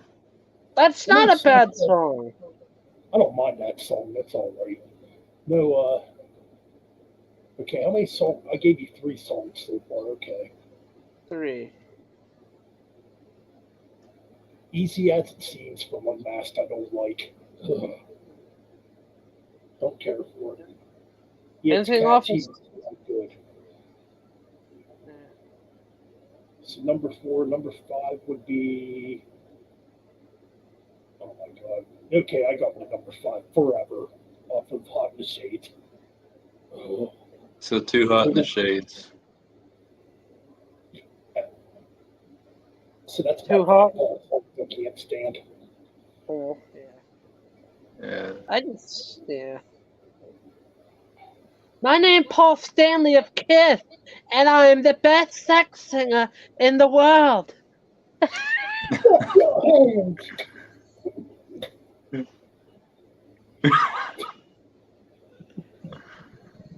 What a dumb bitch. He's got Paul Stanley in them. I mean, he is. You know. I mean, He's at worse least Gene. I mean, at least Gene admits he's an asshole and a pervert. Pretty much. I mean, The thing that would make me happy is if Paul said he butt fucked Tommy. he also Wait, what? a lot of bad songs. Yeah. This is my new record. And to all of my fans in the world, you are awesome. The album is called. The album is called.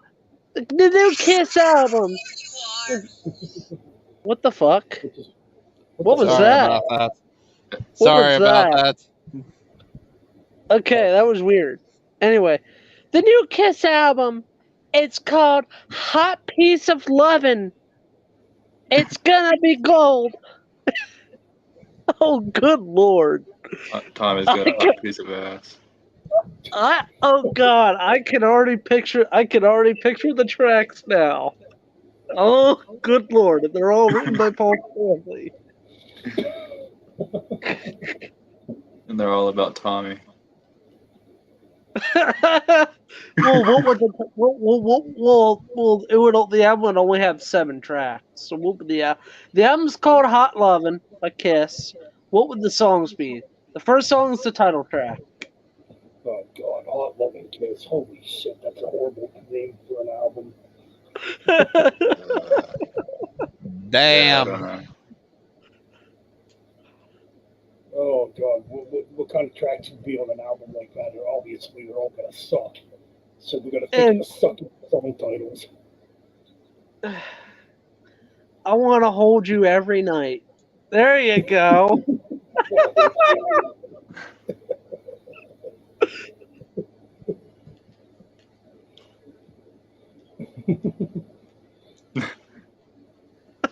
All right, I got.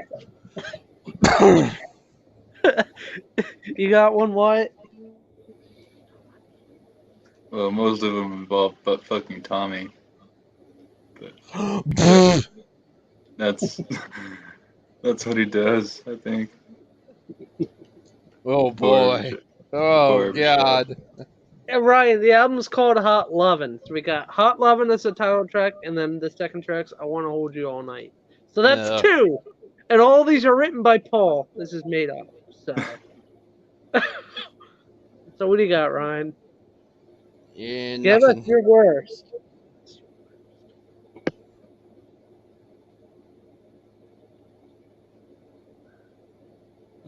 I got nothing. Until someone meets you. Oh, God. Oh, God. Paul, why? Brian suggests Cats would be a title. That's something Peter Criss would do. Paul Stanley is playing with Yeah. the Broadway production doing all old Motown and Broadway productions. Oh god, that's not going to be good. I can already picture how bad it's going to be. All right. So what songs do we have again, Ben? What the fuck were they? I kind of. Hot Lovin'. Oh yeah. What was the last Hot one? Lovin'. The second one was I Want to Hold You. I want to hold Right. you. All right, we're gonna have an upbeat rocker on here. Love Stick Rider. Love Stick Rider. Yeah, That's probably Love more of a Stick Gene Rider. song, but that'll be part 2 of Love Gun. Love Stick Rider. All right, there you go, Ben. You got us a Gene. You got us a Gene, Ben. Ben, you got us already a Gene Kiss album already set in stone there. But no, well. so the fourth track for this full album, we're almost done. 3 more, is Everything That's Hot I Want. Oh God! Oh god, yeah. Everything was called I want. Oh, geez.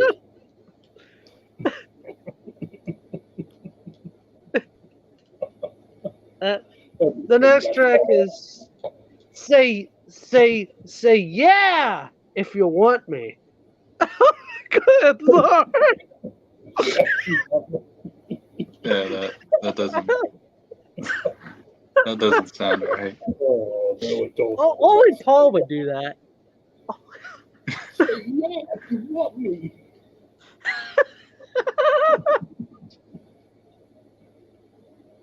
And yeah, no. Yeah, so that's track 5. We got 2 more. So the closers. Hmm. Rockin'. Hot rockin'. Ugh. Hot That's rock. already that's a Judas Priest track. Hot loads. Hot. No. Wyatt. Come on. Come on, Wyatt. Heavy breathing. There you go. Yeah, that Heavy would be breathing. The song about And breathing then heavy after fucking a bunch of 18-year-old chicks. The last track is crying my tears all over you. There you go. There you go. Yeah, Whoa. and it's the best Kiss album in the world. I made it. I wrote it. Not Gene. Not Tommy. Not Eric. I wrote it. It's mine. Oh God. That makes me want to listen to Crazy Nights and Hot in the Shade, Paul. Yeah. All right, Ben. You said Love Stick Rider for your Gene That's album. that would be the part 2 Yeah. of Rocket Ride. Love Stick Rider. So then we got Did you hear what I said, Mike? I heard what you said, Wyatt. Yeah. so the Rider. opening track. So the opening track's going to be called "Coming Hard" or "Coming Hard." No. Well, there's got to be at least 3 bad Gene songs, but most of the album has to be. I'll give it that. Compared to Paul. Love Stick Rider.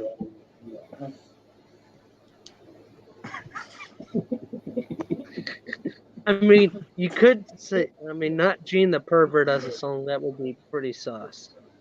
You could mix it in a way where it would be sort of towards that character. Yeah. I'm gonna take you to hell. I'm going to take it out. There you go. There you go. Yeah. Gonna take you to hell. Let's see.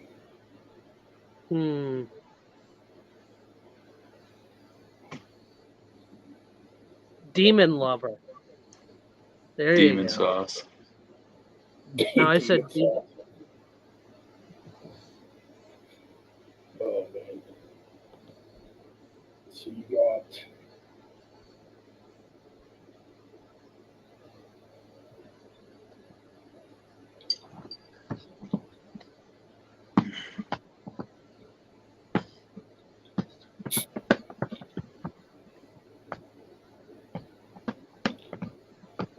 My brain harder. It gets harder. trying to think of Sorry, some I was good just Gene thinking. songs.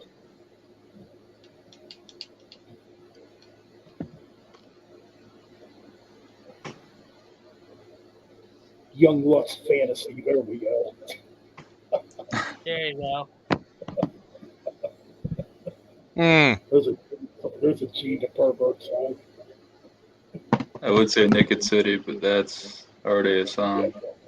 Yeah.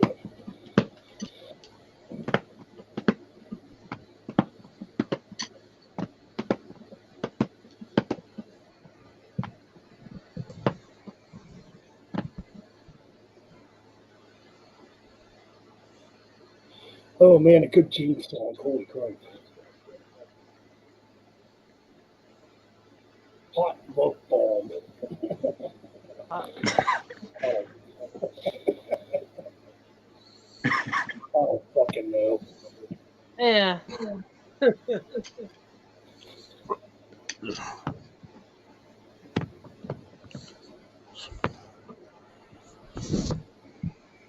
cries like the devil.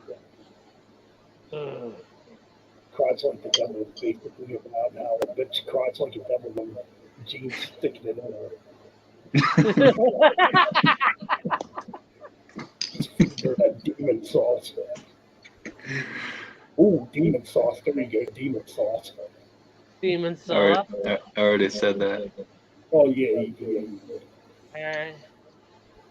What will be a similar song? What will be a similar song to Mr. Speed? It would have to be sleazy. Mr. Coke.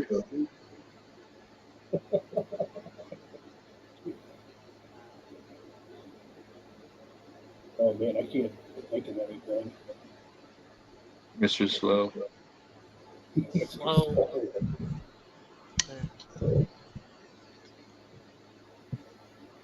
Slip it out. Slip it out. There you go. Damn, Slip it in. damn, I'm still Slip it stuck in. on forever. Slip it in.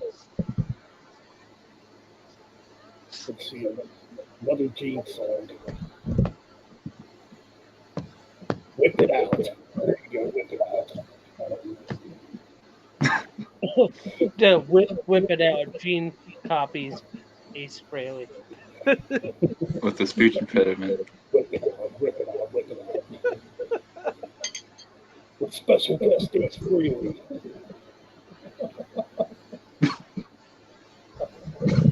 Oh, but these songs are fucking terrible.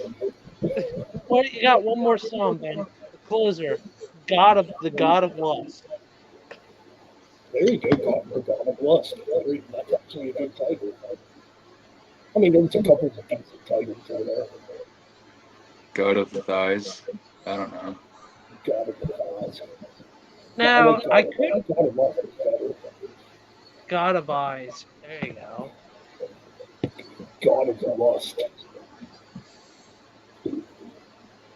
I can make a killer Peter Chris. Creatures of the Night's fucking awesome. Yeah. I'm gonna be honest, I'm not actually familiar with a lot of Bowie. Yeah. I probably should check out some more Bowie. Hmm.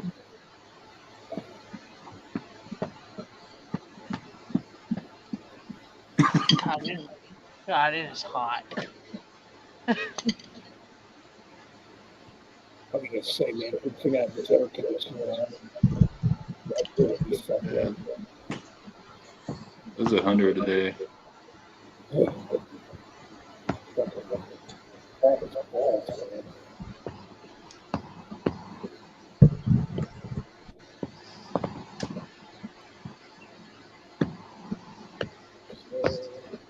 So I'm still hearing rumors that Ozzy might still be playing at the Power Trip Festival. Oh, I don't Cool. think he should. No, I don't think so either. He can't do it no more. If I had a band play with AC/DC, Judas Priest. There you go. Judas Priest fills in for Ozzy. That second night, AC/DC and Judas Priest. That would Can't do actually that make with that. sense. Totally. Yeah, awesome. We just can't do it no more. Say, yeah, Yeah, that would be like if Terry Funk came out of retirement and had one more match. There's no fucking way. yeah. There's absolutely no way. What I want to see Terry Funk with the way he looks now wrestling, God, no. Hell no. You know No. what's fun? I'm pretty sure his brother's still wrestling. Dory Funk. Dang.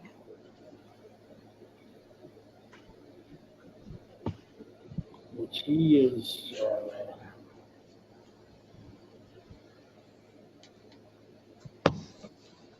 So yeah, Dory Funk Jr. is 82 years old.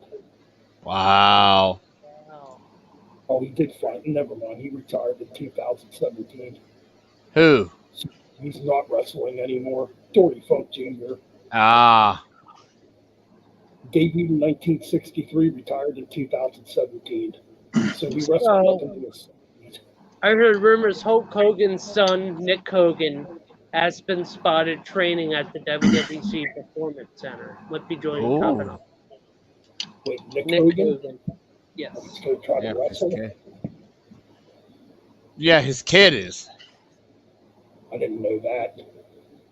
I know his kid looks like he's in pretty good shape, but yeah. I didn't know he was going to try getting into wrestling. I heard where Brock Lesnar's son is in wrestling or something. Nah, I heard Brock Lesnar wants his son to wrestle, but his son's into football, so his son wants to play NFL football. That fails. There's always wrestling. Yeah, Or MMA. Don't forget that. He doesn't. But here's the thing: even if you're in a wrestling family, you don't have to wrestle. You can tell them no. No, you don't have to. I know a couple years ago I saw Brock Lesnar's daughter might get into wrestling. That's something I saw a couple years back, though. I don't know how. Yeah, I don't know Rock's daughter. Yeah, Rock's daughter is in NXT. Yeah, Alvarane. Yeah, she looks like somebody you don't want to fuck with. Yeah, and then Jacob fought to, which is Roman's cousin or brother. Solo? Or something. Solo? No. There's another person. There's one of the Fatus in Impact Wrestling. Oh yeah, the werewolf.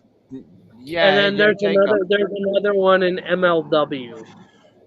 Yeah, I think that's Jacob. Yeah, that's Jacob too. That's Jacob. Jacob's in MLW. Jacob's the younger brother of Solo. Yeah, Jacob. No. Those are cousins because Jacob Fatu's father is the Tonga Kid. Tonga Kid. So Tonga Kid is Rikishi's brother. Yeah. And that's why pretty much the Usos and Solo are Jacob Fatu's cousins. But yeah, I mean, there's a lot of the Samoans that are into wrestling. Yeah, I believe he did make a video about it. And then I think because he made a video, basically, he describes it, Sika sons, Roman Reigns and Rosie. And then there was Alpha sons. There was Samu. What was it there? Might have been Alpha Jr. And then there was Lloyd. And then he goes into the brother. That brother's son is Rodney, who is better known as Yokozuna. Exactly. And then we get to, and then Alpha and Sika, they have a sister. And these are all her kids.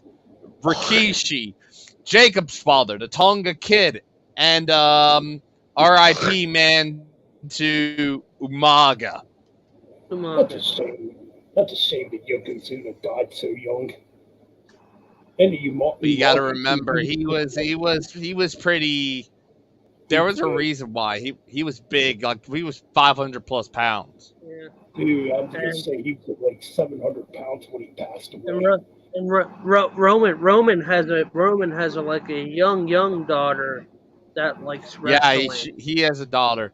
Jimmy is married to current Impact star Trinity, and then I believe is Jay. Jay's probably married, but it's probably more of someone's more of like if it's a private one. Solo is married now. Yeah. Who else is? That's about it. Let me try. Is there anybody else that has a family? Now if we're talking biggest wrestling families, well, that whole Fatu and Hanoi family, all blood together. Yeah, that's the Samoan family. Yeah. If we're talking Samoan families in wrestling, they're the Samoan dynasty family in wrestling. Yeah, pretty much. Yeah, they go back generations, man. They go back, God. Wait, somebody. Who's the father of Lance on Hawaii? Was that Samu's don't know. kid? Is that, It could be. Lance on Hawaii. He mentioned Lance on Hawaii. Brian, wasn't Nia Jax related also to Yeah. them? Yeah, she is. I think she is. I don't know what. I think I don't she's know. a cousin. She's a cousin. I don't know what family. I don't know which side she is with. Well, Tamina Snuka was obviously Superfly Jimmy Snuka's daughter. Yeah, Tamina. Yep, Tamina. Yep. It's a huge family. The Rock's the one that became the biggest out of all them. What is her? Savelina Fanini is her Something. last name. Okay, let me see. Next thing you know, we get an email. Okay. Here it is. In some way, she is related. Her cousin is Ata Maivia Johnson, the mother of Dwayne "The Rock" Johnson. Okay. So she's the Rock's cousin.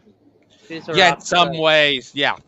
The Rock and then he mentioned The Rock, and The Rock is obviously his grandfather is Hachi Peter Maivia, obviously. Right. And Roman And Rocky married Ata, who is The Rock's mother. Yeah. And so, in that case, and all that stuff. And Roman's the son of who? Who? Sika. One of the he's the Roman is the son of Sika, one of the Wild Samoans. Off in Sika. Well, here's the thing. This would be a good stream for us to do research on. Yeah, and his brother, and his brother, like I said, was Rosie. It'd be a good idea for Ben, for you, me, and Ryan to do. Rank our top 10 favorite Samoan wrestling matches. We can do Ooh. for our wrestling. Samoan matches? Samoan family matches? Samoan wrestlers. Oh. Ooh, that is a tough one. Obviously, The Rock and Yokozuna would be in it for me. And, They'd be up there. They'd be up there too. But I'd probably I'd throw in some obscure ones. If I could try and think of some. We would have to throw in some matches. Because you got to think, when Yokozuna came into the WWE, I believe Samu and Rikishi were already in there, or they might have come in when he was already coming in. But you got to think, when Yokozuna came in, that would have been something. Could you have imagined if he came and he just aligned himself with his cousins, literally aligned with his cousins, Samu and Fatu, because they literally have all known each other. And I know Rikishi and Yoko were tight. They were like brothers. Yeah. You would think that would make a lot of sense back then, especially Yoko was pretty tight with the Bone Street Crew with Taker and stuff like that. But obviously, it would make a lot of sense. So, like, you want to work with family. That would make a hell of a lot of sense, I think Yokozuna would have worked in the Attitude Era, because near the end of his WWF run. Yeah, 96. It was starting to change. Starting to break away from that Japanese character. He was starting to be more like himself, pretty much. Yeah. So where do you think WWF messed up Yokozuna's run? Where do you think it really started? I don't think they messed up his run. It was him that messed up his run. Yeah, because of kept gaining weight, continued to gain weight, continued to eat non-freaking stop. If he had not, I remember it was Bret Hart that said this guy, he could have been such a great Samoan wrestler at like 450 pounds, easily, without a goddamn doubt. Even at his weight, it was like 500 pounds. He could move like a cat. Could you imagine if he could do that, but at 450 pounds around that, below 500? God, imagine he would having have that. been like, God. Imagine seeing a. Yeah, Sorry, Ben. it's a shame, man. No, it's okay. No, it's a shame because Yokozuna had so much talent.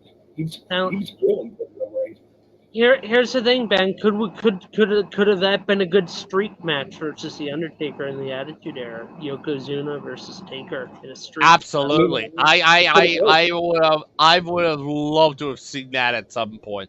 Taker versus Yoko during the streak. would be awesome. Absolutely. Yoko versus Brock. The next big thing, Brock Lesnar. Versus Yokozuna. Yeah, that would have. That would be. Yokozuna versus Brock Lesnar. That would have been. That would have been. How long of a career That's would you where- have had? That would have been. That'd been something. That's where Brock might get a run for his money.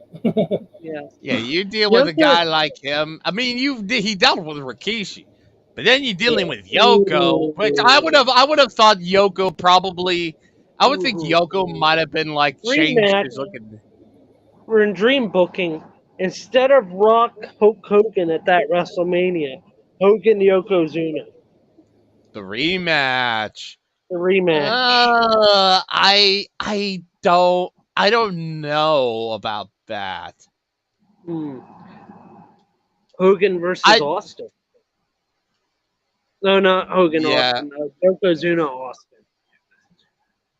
No, You'd have Yokozuna HBK. no, I don't think that would work. Anyway, I'm getting kind of tired, so I'm probably gonna head out, guys. All right, Mike. Peace. Later, Mike. Oh, that's Yeah, I don't know how that would have been. thinking of all the people he could face. Obviously, Rikishi. Like, we get actual Rikishi versus Yoko if Yoko had, lost the weight and had probably a great career. Yeah. Mike left. Mike left. He went to go to sleep. Oh shit! I had my mic. Yeah, but I'm literally like, if he had taken the advice and lost a lot of weight, there would have been like some. I could totally see there being some good matches. I could have I would definitely think him versus Kurt, him versus Rikishi, a proper Samoan match between two Samoans. Him versus Rock, him versus The Rock definitely would work. Get another type of Samoan match. Who else? Yeah, definitely Kane. Yeah, definitely. Him versus who else would have been? Him versus Big Show. That would have been something right there. That would have been interesting. You could add Yokozuna maybe in Or Viscera. Him versus Viscera. I know they probably had matches against each other when Yoko was still there, but think about it if it was like a much more lean Yokozuna versus Viscera. That would have just been like, whoo! I mean, you could add. Well, maybe that wouldn't work. Who else would have worked? Maybe you could have Yokozuna, the Nation of Domination, but maybe that wouldn't work. No, I think he would have worked more of having his own, maybe more of a Samoan. So it would have been him and probably Rikishi pretty much would be teaming together and all that stuff. They'd be, Samoans and doing Samoan things and stuff like that. Find a third or something like that. I don't know who'd probably join. Maybe Umaga. I don't know about Rock. Probably not The Rock. Because I don't know if they had any other Samoans aside from Rikishi at that point. They would have been the Samoan. They would have instantly been the Samoan. Like literally Samoan Wrecking Crew right there. That's the Samoan Bulldozers or something. That'd be Yoko and Rikishi. It would just be like. It's like a Samoan. It'd be like a Samoan version of Earthquake and Typhoon back in the golden era, pretty much. Like they'd probably be unstoppable. I could see them holding the tag titles, winning the tag belts a couple times. I can just see that too. I'm just picturing Yokozuna in the Attitude Era. If it would have happened. Beard. He had that thick beard. Him and Rikishi. It would have just been like, fuck, yeah. Like I could totally see them totally redoing his character. Yeah, totally. They'd be like, yeah, we're like, yeah, we'll give you a better character. We're giving you want to lose some weight, go for it. We'll let you keep the beard, have him have more of a Samoan look, the braids and stuff like that. Or unless he ends up cutting his hair short and be like a traditional looking Samoan or something like that. It would be pretty cool. Him and Rikishi would be really, really cool. I don't know if he'd look right with short hair. I don't know. I wouldn't have it really short. Like, I wouldn't have it be like what Samoan Fatu. At least be a little bit longer. Maybe kind of like what yours look. Maybe like yours, probably. Yeah. Like that kind of short. Like it'd be pretty much. Or I'm thinking too, you could probably give him dreadlocks. Because what I'm thinking is he did have. I think he might have. There might have been a chance he went. Yeah. If you want to make Yokozuna come out and be more of himself, you have him come out to rap music for one, like some kind of gangster. Yeah, he did like rap. He did like rap, or come out to kind of maybe have kind of some rap and maybe some Samoan like stuff. Right. Yeah. Like he be doing what the Usos are doing before the Usos were doing it. I could just picture him being good on the mic too in the Attitude Era, because he definitely showed potential near the end before WWF got rid of him. He was starting to cut like some promos. Yeah, I could definitely. Like they should not have let him go. Let him just go and lose some weight. Be like. Right. Yeah, he should have did it. Think of all the possibilities of all the matchups he could have. With people, it'd be just like, god damn it! It would be a lot of people. Yeah, man, I think it'd be pretty cool actually to see what he would have done. Definitely in the Attitude Era. Lost some weight, and he'd be, god dang, he'd be good. Yeah, definitely. Yeah, because he's like one of the only wrestlers that I can think of from that era that automatically got a push when he came in and became champion within, 3 or 4 months. Yeah, but they gave him a gimmick. Yeah, granted, it's like, I'm like, I didn't know at the time as a kid because he looked so much like a Japanese sumo wrestler. It wasn't until much later as I gotten older that I'm like, wait, what? He wasn't a sumo wrestler? He was a Samoan guy? Yeah. I kind of thought he was Japanese as a kid too, but then the older I got, I'm like... You start to realize he's like, maybe he's...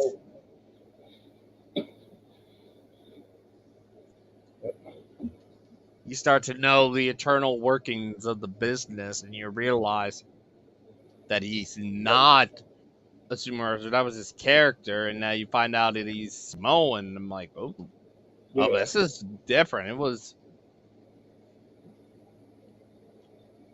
I could only imagine what he would be like. Yeah, in today's age. Trying to think when he came in, they basically had him plow over everybody. And then win the belt. Yeah, Hacksaw Jim Duggan, Hulk Hogan, he fucking plowed over them like nothing. Granted, the politicians snuck one on him. That's true. Bullshit.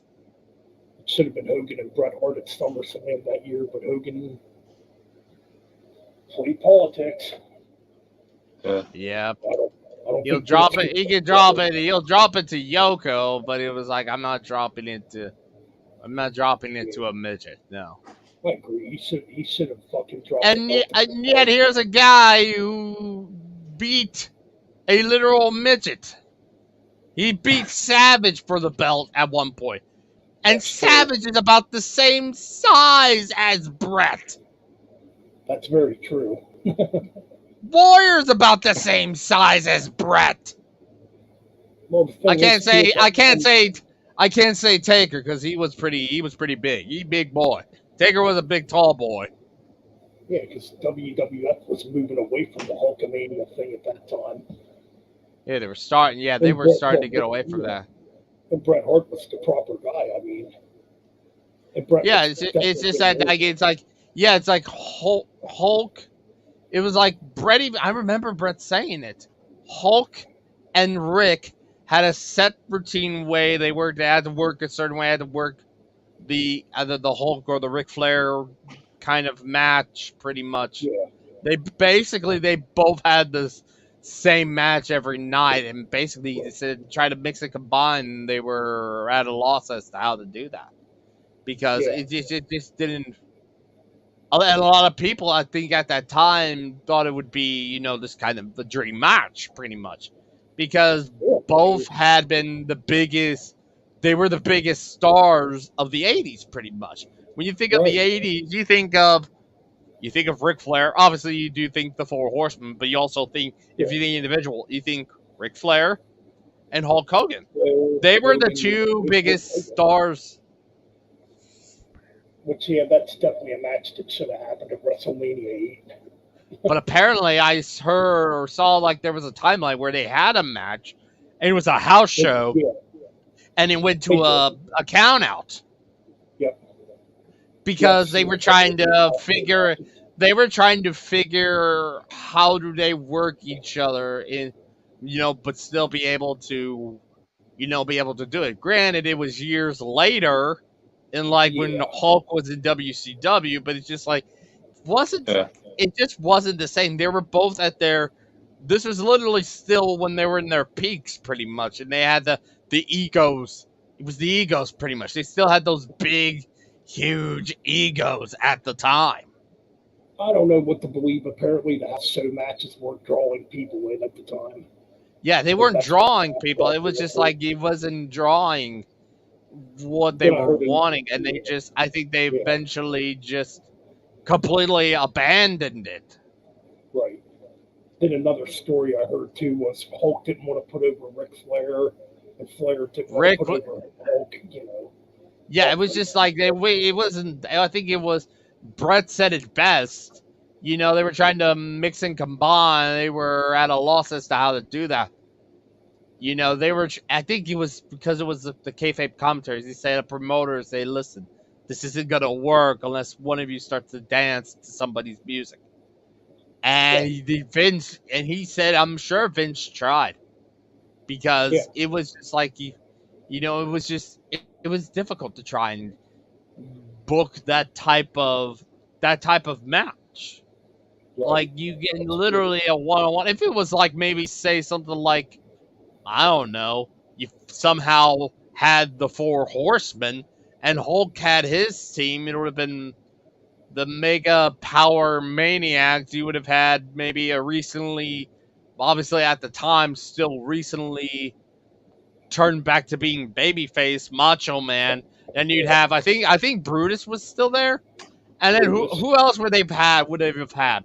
It would be either Sid or probably would be Sid Justice. Probably you could use Sid Justice. Yeah, you could have had that be. It would have been an 8-man tag match where the title would have been on the line. That would have been the main event of WrestleMania 8. That could work in some case. That could have worked. That way it would have been like, okay, so you still have Arn and Tully being there. Here's what I was thinking, because it could go either way. Maybe you'd have Sid join them. Because I do remember that Sid was in the Four Horsemen at one point. Granted, it was later on, like years later, but he is a former Four Horseman. So he would have just aligned himself. It would have been Sid Justice, Arn Anderson, Tully Blanchard if they were still in the company, and Ric Flair, the WWF champion. And you'd have Hulk Hogan, you'd have Macho Man, and then you'd have Beefcake, and then, well, who would else? I'm thinking Roddy Piper. No, Piper was defending the Intercontinental title at the time against Brett. Oh, well, yeah, that's true too. Who would have been a perfect fourth at the time? Who would have instantly worked with Hulk? We would have to have somebody that would have instantly worked on the roster at the time. Oof. Ultimate Warrior was out. The Sheik. Yeah, he was maybe? out pretty much. Sheik? Iron Sheik. No, that wouldn't freaking work. That would not freaking work. Well, I take that back. Maybe. Well, Piper was having that match against Bret Hart, but Piper. Yeah, for the Intercontinental title. Maybe. Wait a minute. Maybe. Because I'm trying to think. There's two names that come to mind that could have worked at the time. You could have either had Slaughter, because I believe Slaughter was still wrestling. Maybe Or yeah, that was the other one I was thinking. Hacksaw Jim Duggan. That would have made perfect sense. You would have had the American Mega Power Maniacs or something like that. Because with Hulk and Beefcake, it's the Mega Maniacs. Was it the Mega Maniacs?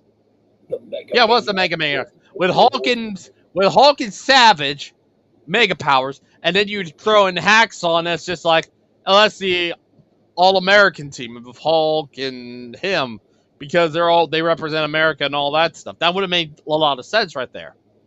Should Sid Justice join? Yeah, another one that could have worked, because I do believe he was a heel at the time. If it was Sid Justice instead of Hacksaw, Mr. Perfect.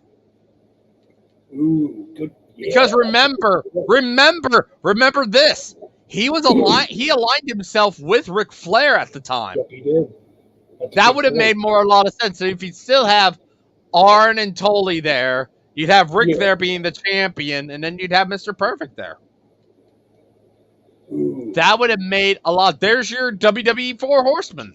Right there. That would be cool.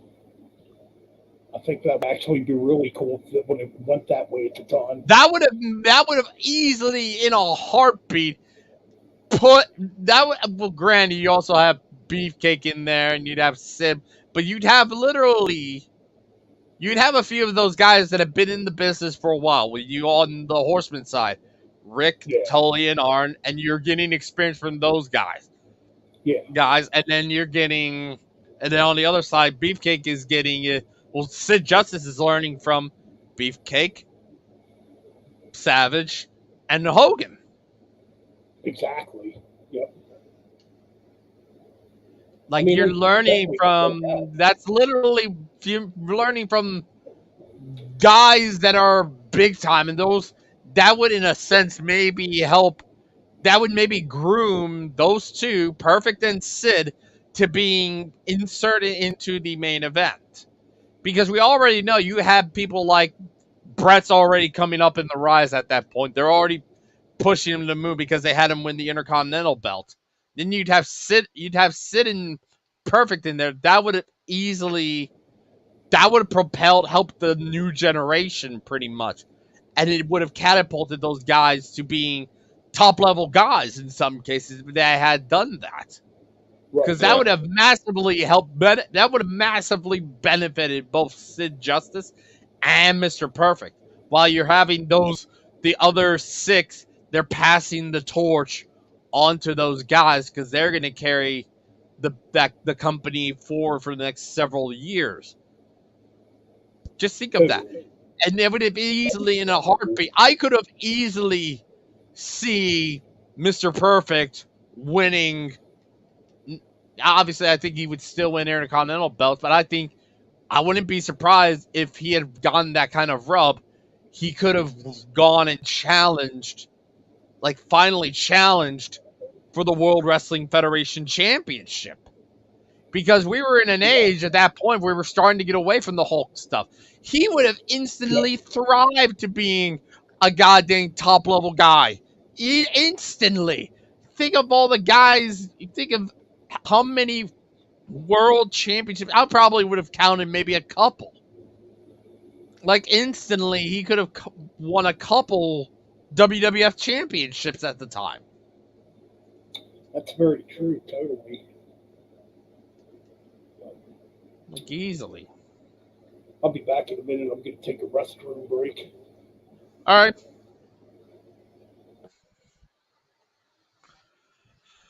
Oh, good lord. Yeah, I don't even know if Iron Sheik was wrestling then. Maybe? Because I know him and Hogan had a feud. Wait, who? Oh, Sheik? Well, yeah, they did, but that was probably he had too much respect for Hulk. Yeah. Remember, it was Bergani telling him he'd pay him if he paid Sheik if he could break his back, but Sheik was like, no. Sheik didn't want to do that. And he confirmed, Sheik confirmed it in a shoot interview. Yeah. He actually confirmed that, yeah, that is true. And he legitimately, it was all true, which surprised me. Yeah.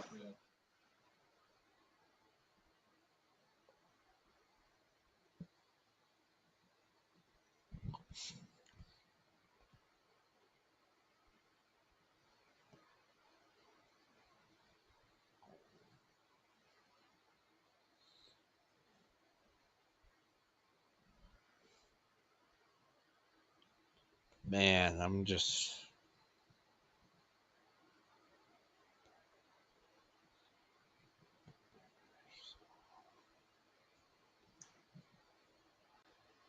For what? Oh, nothing. Just looking at, seeing what's going on the social medias and stuff.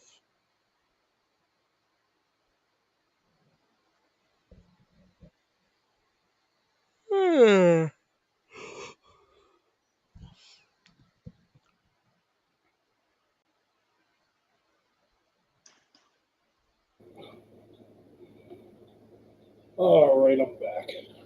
Oh, welcome back. Anything going on in the chat room? Nope. Nope, not up. No, It's a lot. People are probably busy or whatever. Nighttime Yeah. or something like that. Yeah. So I believe Shouldn't this be. is our second. No, I'm wrong. Our third 4th of July stream in a row. I'm thinking of, because I've been re-listening to the Moody Blues, I might make a separate video about that and maybe do some clarifications, because I didn't really say much when I was in that deep dive. So I want to maybe try and make a separate video, probably a lengthy video about it. Right. Probably just go through certain albums. Just talk about certain albums that I'm like, okay, yeah. There were some that I was pretty satisfied with. I was probably the only ones I probably was satisfied with were the first two, because I look and see, was that the debut, Go Now, the Moody Blues #1, and Days of Future Past, because I was pretty satisfied with the Days of Future Past album, because literally it's like I can't really pick a song on that one because it feels like one whole continuous song pretty much. Granted, it's a short album, but I felt like that's what I felt like with Days of Future Past, because it was more of like one continuous song, and that there really wasn't that much highlights on it, and it was, it felt like one whole piece. Man, Yeah. I'm gonna say I haven't heard those albums since I was probably a kid. Because my mom was a really big Moody Blues fan, and she has all the records. Yeah, I got a good chunk of them on CD, or not on CD, cassette, but I've definitely just been going back and listening to those, and really, I definitely want to give more of a better thoughts on that one. I mean, I probably could buy them. They're not hard to find. They're fairly cheap if you find Yeah, them. I got the cassettes in like my. Though I had the three that I want to get on cassette in my wish list, and then there's some that I wanted to get on CD that are also on there on a wish list. Two of Right. them, one of them is two different versions of one. I think one is like a 50th or a deluxe edition box set of it. I think it's Yeah. To Our Children's Children. That's a good album. Because I do remember, I think I saw, what's his name?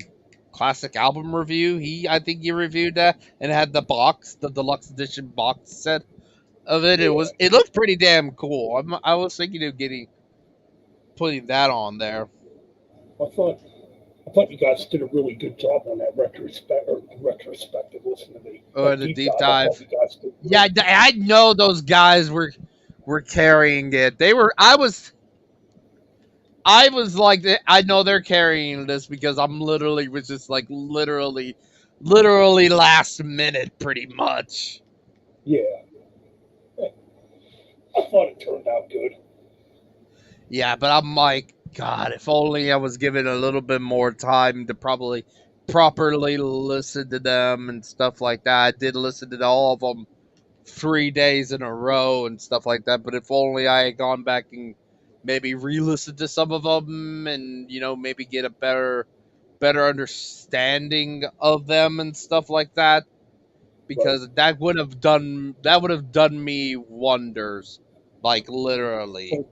To make it would still probably been 3 hours. I think it was over 3 hours, but I do think that I do want to make that video, and probably might tell Jeff that, hey, I'm just probably, because I was so short when I was talking about the Moody Blues, I might make a video of doing some clarifications and maybe doing re-listens of it, and maybe do a video of it.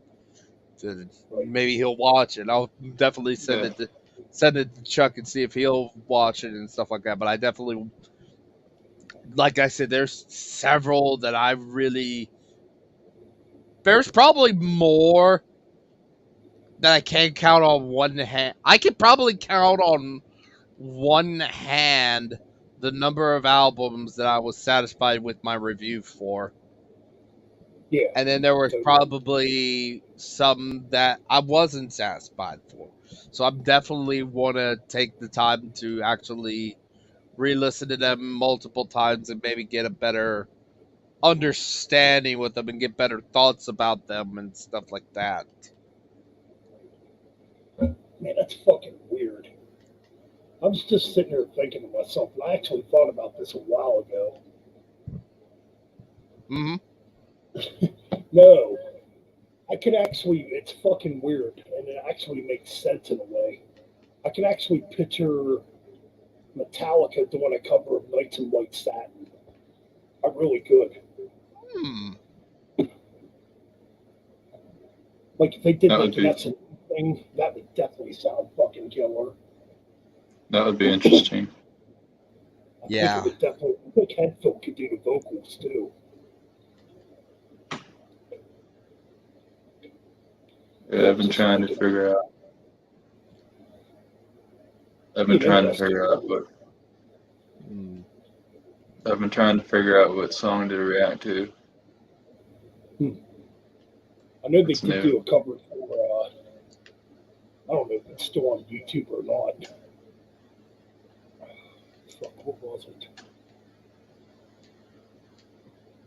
Oh, what the hell is it called? That Animal song.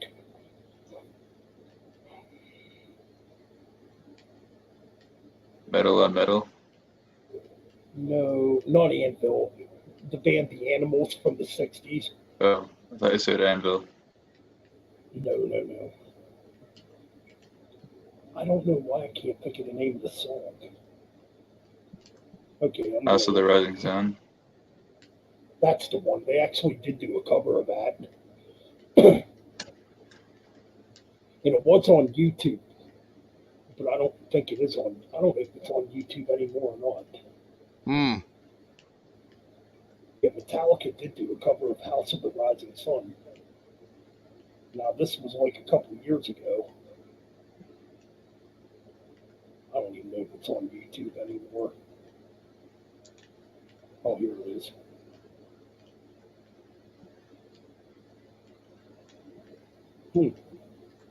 Looks like it is still on YouTube. Huh. Hmm. Interesting. Yeah. They covered it back in 2020. Hmm. It'd be kind of cool if they made another Garage Inc. album. Yeah. Since then they've covered they did a cover of what did they cover? A Deep Purple song they covered. Oh, Did a Merciful Fate cover. yeah. Oh, they covered When a Blind Man Cries by Deep Purple. That's quite a while ago. Yeah, that was. Obviously, they did that Ronnie medley. That dedication to Ronnie James Dio. Man, I was thinking there was something else they covered too. I think it'd be cool though if they did another Garage Inc. type of album.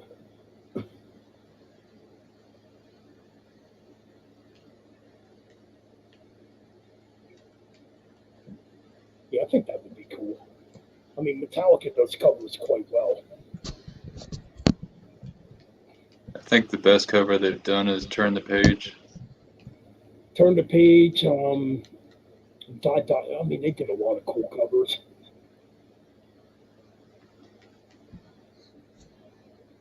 I think the one I like the most is, well, it's obviously probably Emma Evil. Hmm. I don't know. I think it'd be interesting though to see what they would cover in a Garage Inc. Another Garage Inc. type of album. Yeah. Good Volume 2. Yeah, there you go. Volume 2, Garage Inc. Volume 2. I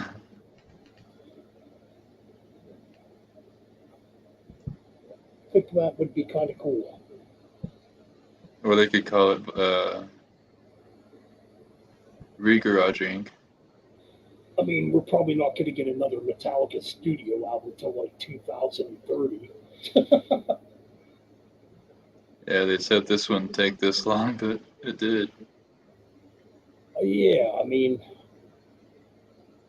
yeah, I remember James saying back when Death Magnetic came out that it wasn't going to take him long to put another album out, and well, it took him what 8 years, or it took him, or wait, or I'm sorry, back when Hardwired came out. Yeah, back when Hardwired came out, is what James said it wouldn't take him long to put out a record, and what it took 7 years. Yeah, because Hardwired came out in 2016. Yeah, we probably won't get another Metallica album again till like 2030. I don't know. Well, if you think about it, they don't have to. They could live off. Shit, yeah, by then they'll be in their 70s or close to 70. Yeah. But I don't know. We will see. There'll be like 4 or 5 Megadeth albums out before the next Metallica record comes out. You know what band I'm really looking forward to is Anthrax. I am looking forward to that, and they are working on their new album right now. It's been a while, man. We need a new Anthrax.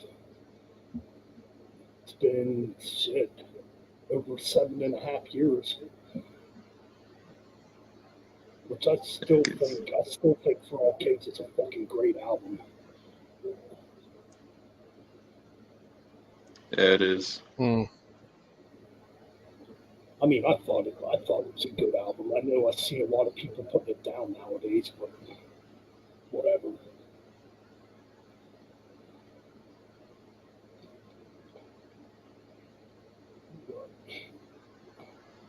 It's kind of weird. The new Megadeth album's not even a year old, and I'm seeing people already bitching about it. Oh, this album sucks. It's not 72 cents. One of them dumb fucking feuds. 72 seasons is better than the Sick, the Dying, the Dead. It's like, well, you people are not really fans of music.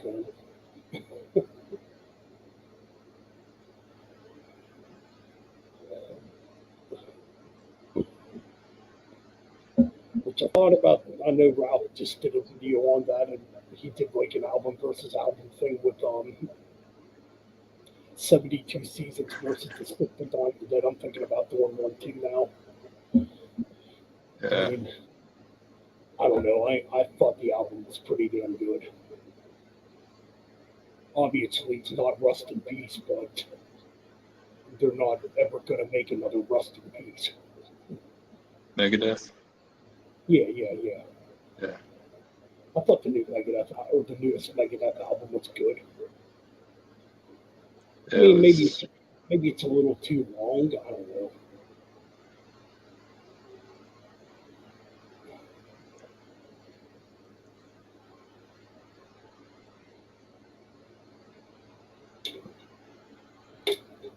people gave Dystopia shit for. Fucking Dystopia, that album kicked ass. I still like Dystopia. Fatal Illusion's probably one of the heaviest riffs on there. Oh yeah. Oh yeah. I remember hearing that when it first came out. I'm like, oh yeah, this is gonna be good.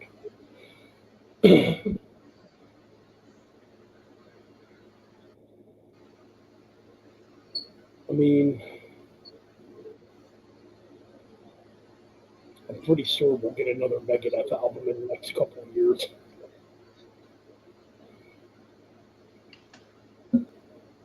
Yeah, I think it's the only time where there's been a. I'm trying to think.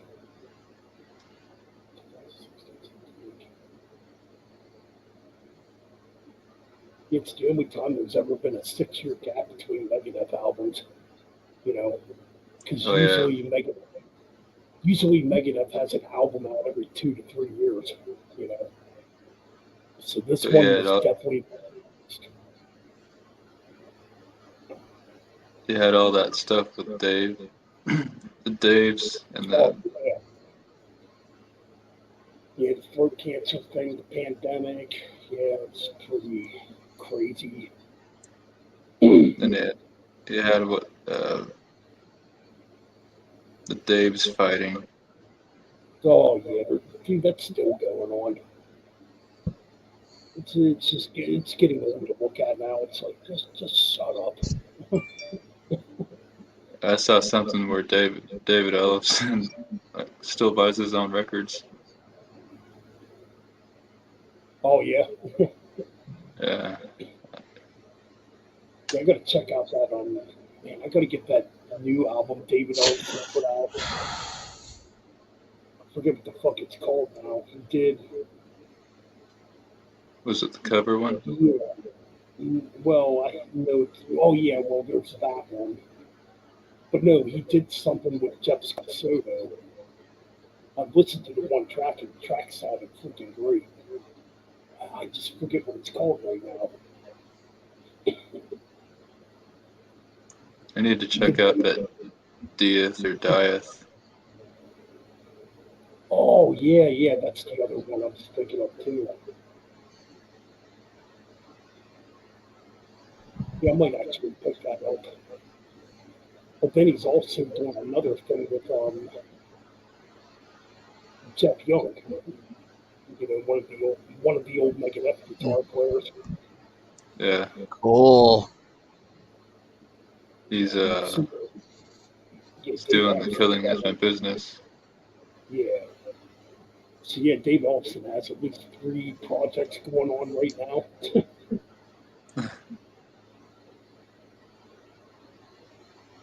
But here's my question: how long is Dave Mustaine's voice gonna fucking hold up? We never had a good voice, so No, he didn't, but like it just seems like he's just sounding worse and worse. Like when he plays live. In the vocal category, obviously not in playing guitar, none of that stuff, but just with his vocals, he sounded worse when he performed live. I mean, when we seen him last year, he didn't sound bad, but you know,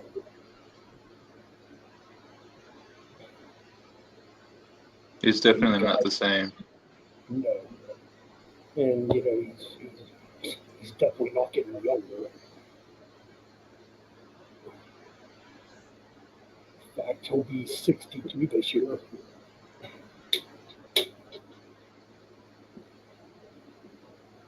I do got to say, I think James Hetfield sounding better these days compared to how he sounded around St. Anger.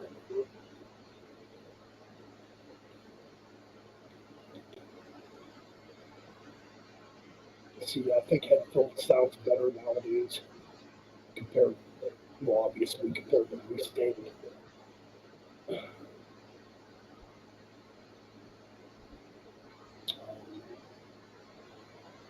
I think out of the big four, I think Joey Bonadella sounds the best. I was just thinking that. Yes, Or Belladonna. Definitely still sounds great.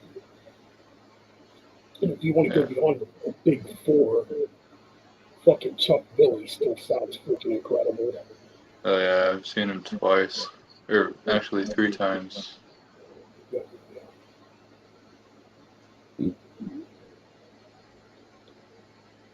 Twice with Testament and one with Metal Allegiance.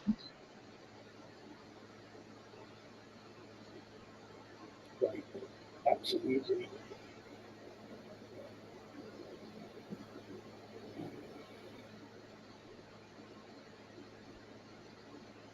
I think I'm going to end this stream here at the 3-hour mark. Yeah. Pretty soon, you know, it's pretty dead.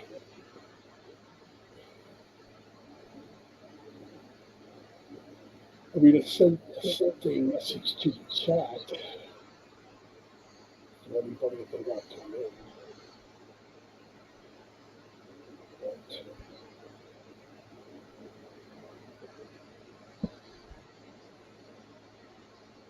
yeah, I don't know. So I went to the. Do you guys have Texas Roadhouses back there? We got a Texas Roadhouse. They got pretty good food. Yeah, I went to one today. Cool. Cool. Yeah, for my birthday. Oh, nice. It was pretty good. Sounds good.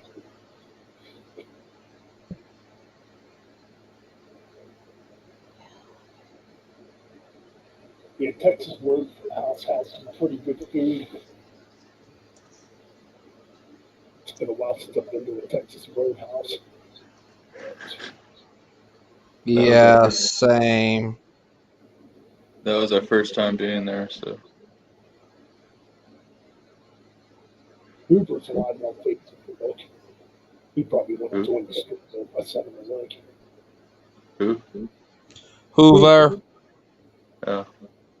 Sir Hoovington Esquire. I don't know why you don't do YouTube. I think you'd actually be good at doing YouTube. Oh, not that you care, but what do you think of that Falling in Reverse reaction I did? I gotta check it out yet. I'm not a big fan of that band, but I'll check the video out. Yeah, I said something funny in it you might like. Cool. I gotta listen. Yeah. I gotta check it out then. So, what exactly are you using to do reaction videos? Are you Oh, using you a could. laptop? No, I'm using my phone. You're using your phone to do that. Yeah, and then So how do you get this? Okay, my question is, when you're doing a live reaction, how do you get the video on your screen when using a phone? there's an app called Tube Pro Video Downloader. I'm gonna have to check into that. It's on Google I mean, Play. I'm not really planning on doing reaction videos on my channel again, but maybe for a live stream I might do it.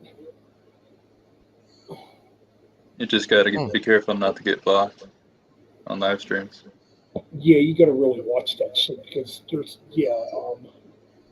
I mean, obviously you don't want to play stuff like Ozzy or Metallica or bands that are huge.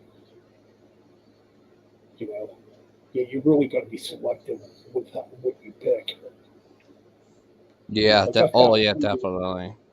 like I found too, if you're picking a band's songs, don't pick a track that somebody else already uploaded to their channel.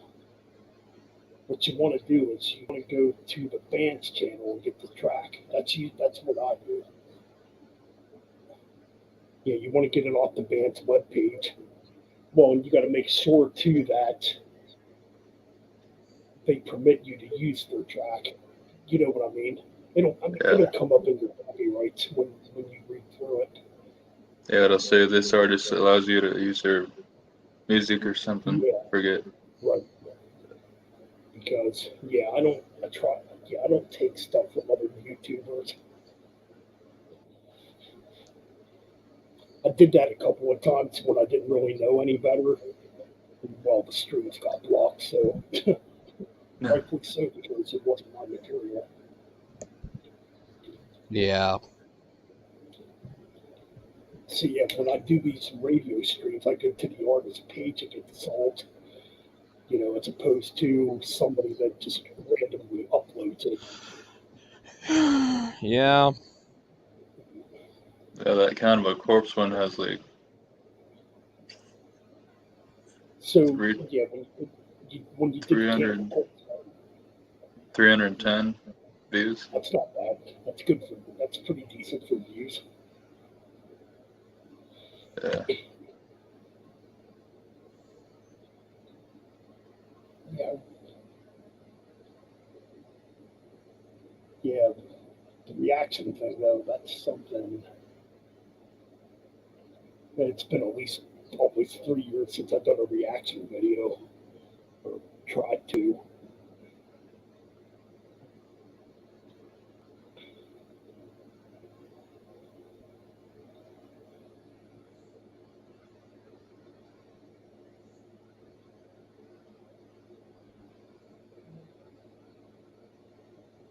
And the last reaction video I did, people are calling me a clown. Oh yeah. Yeah. That Yeah, pissing reaction people off. video.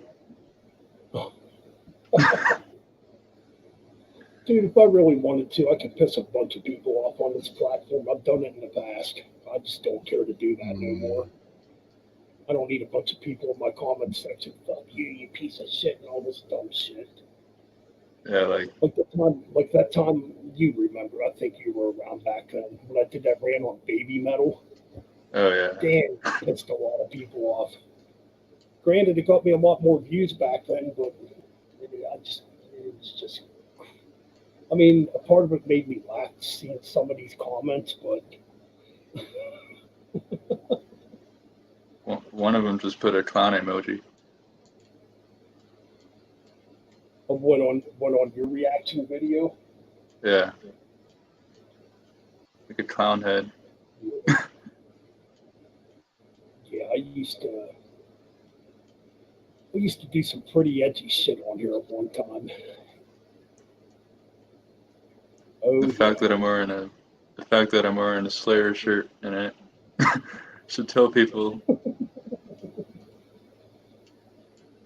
do a reaction to Sweet Token that might piss some people off. How could you say they suck? Well, they suck. What more do you want me to say? Yeah, it's garbage. Or what's another band that people like a lot? Avenged Sevenfold. Yeah, I mean, Some of their stuff is okay. that one can piss some people off.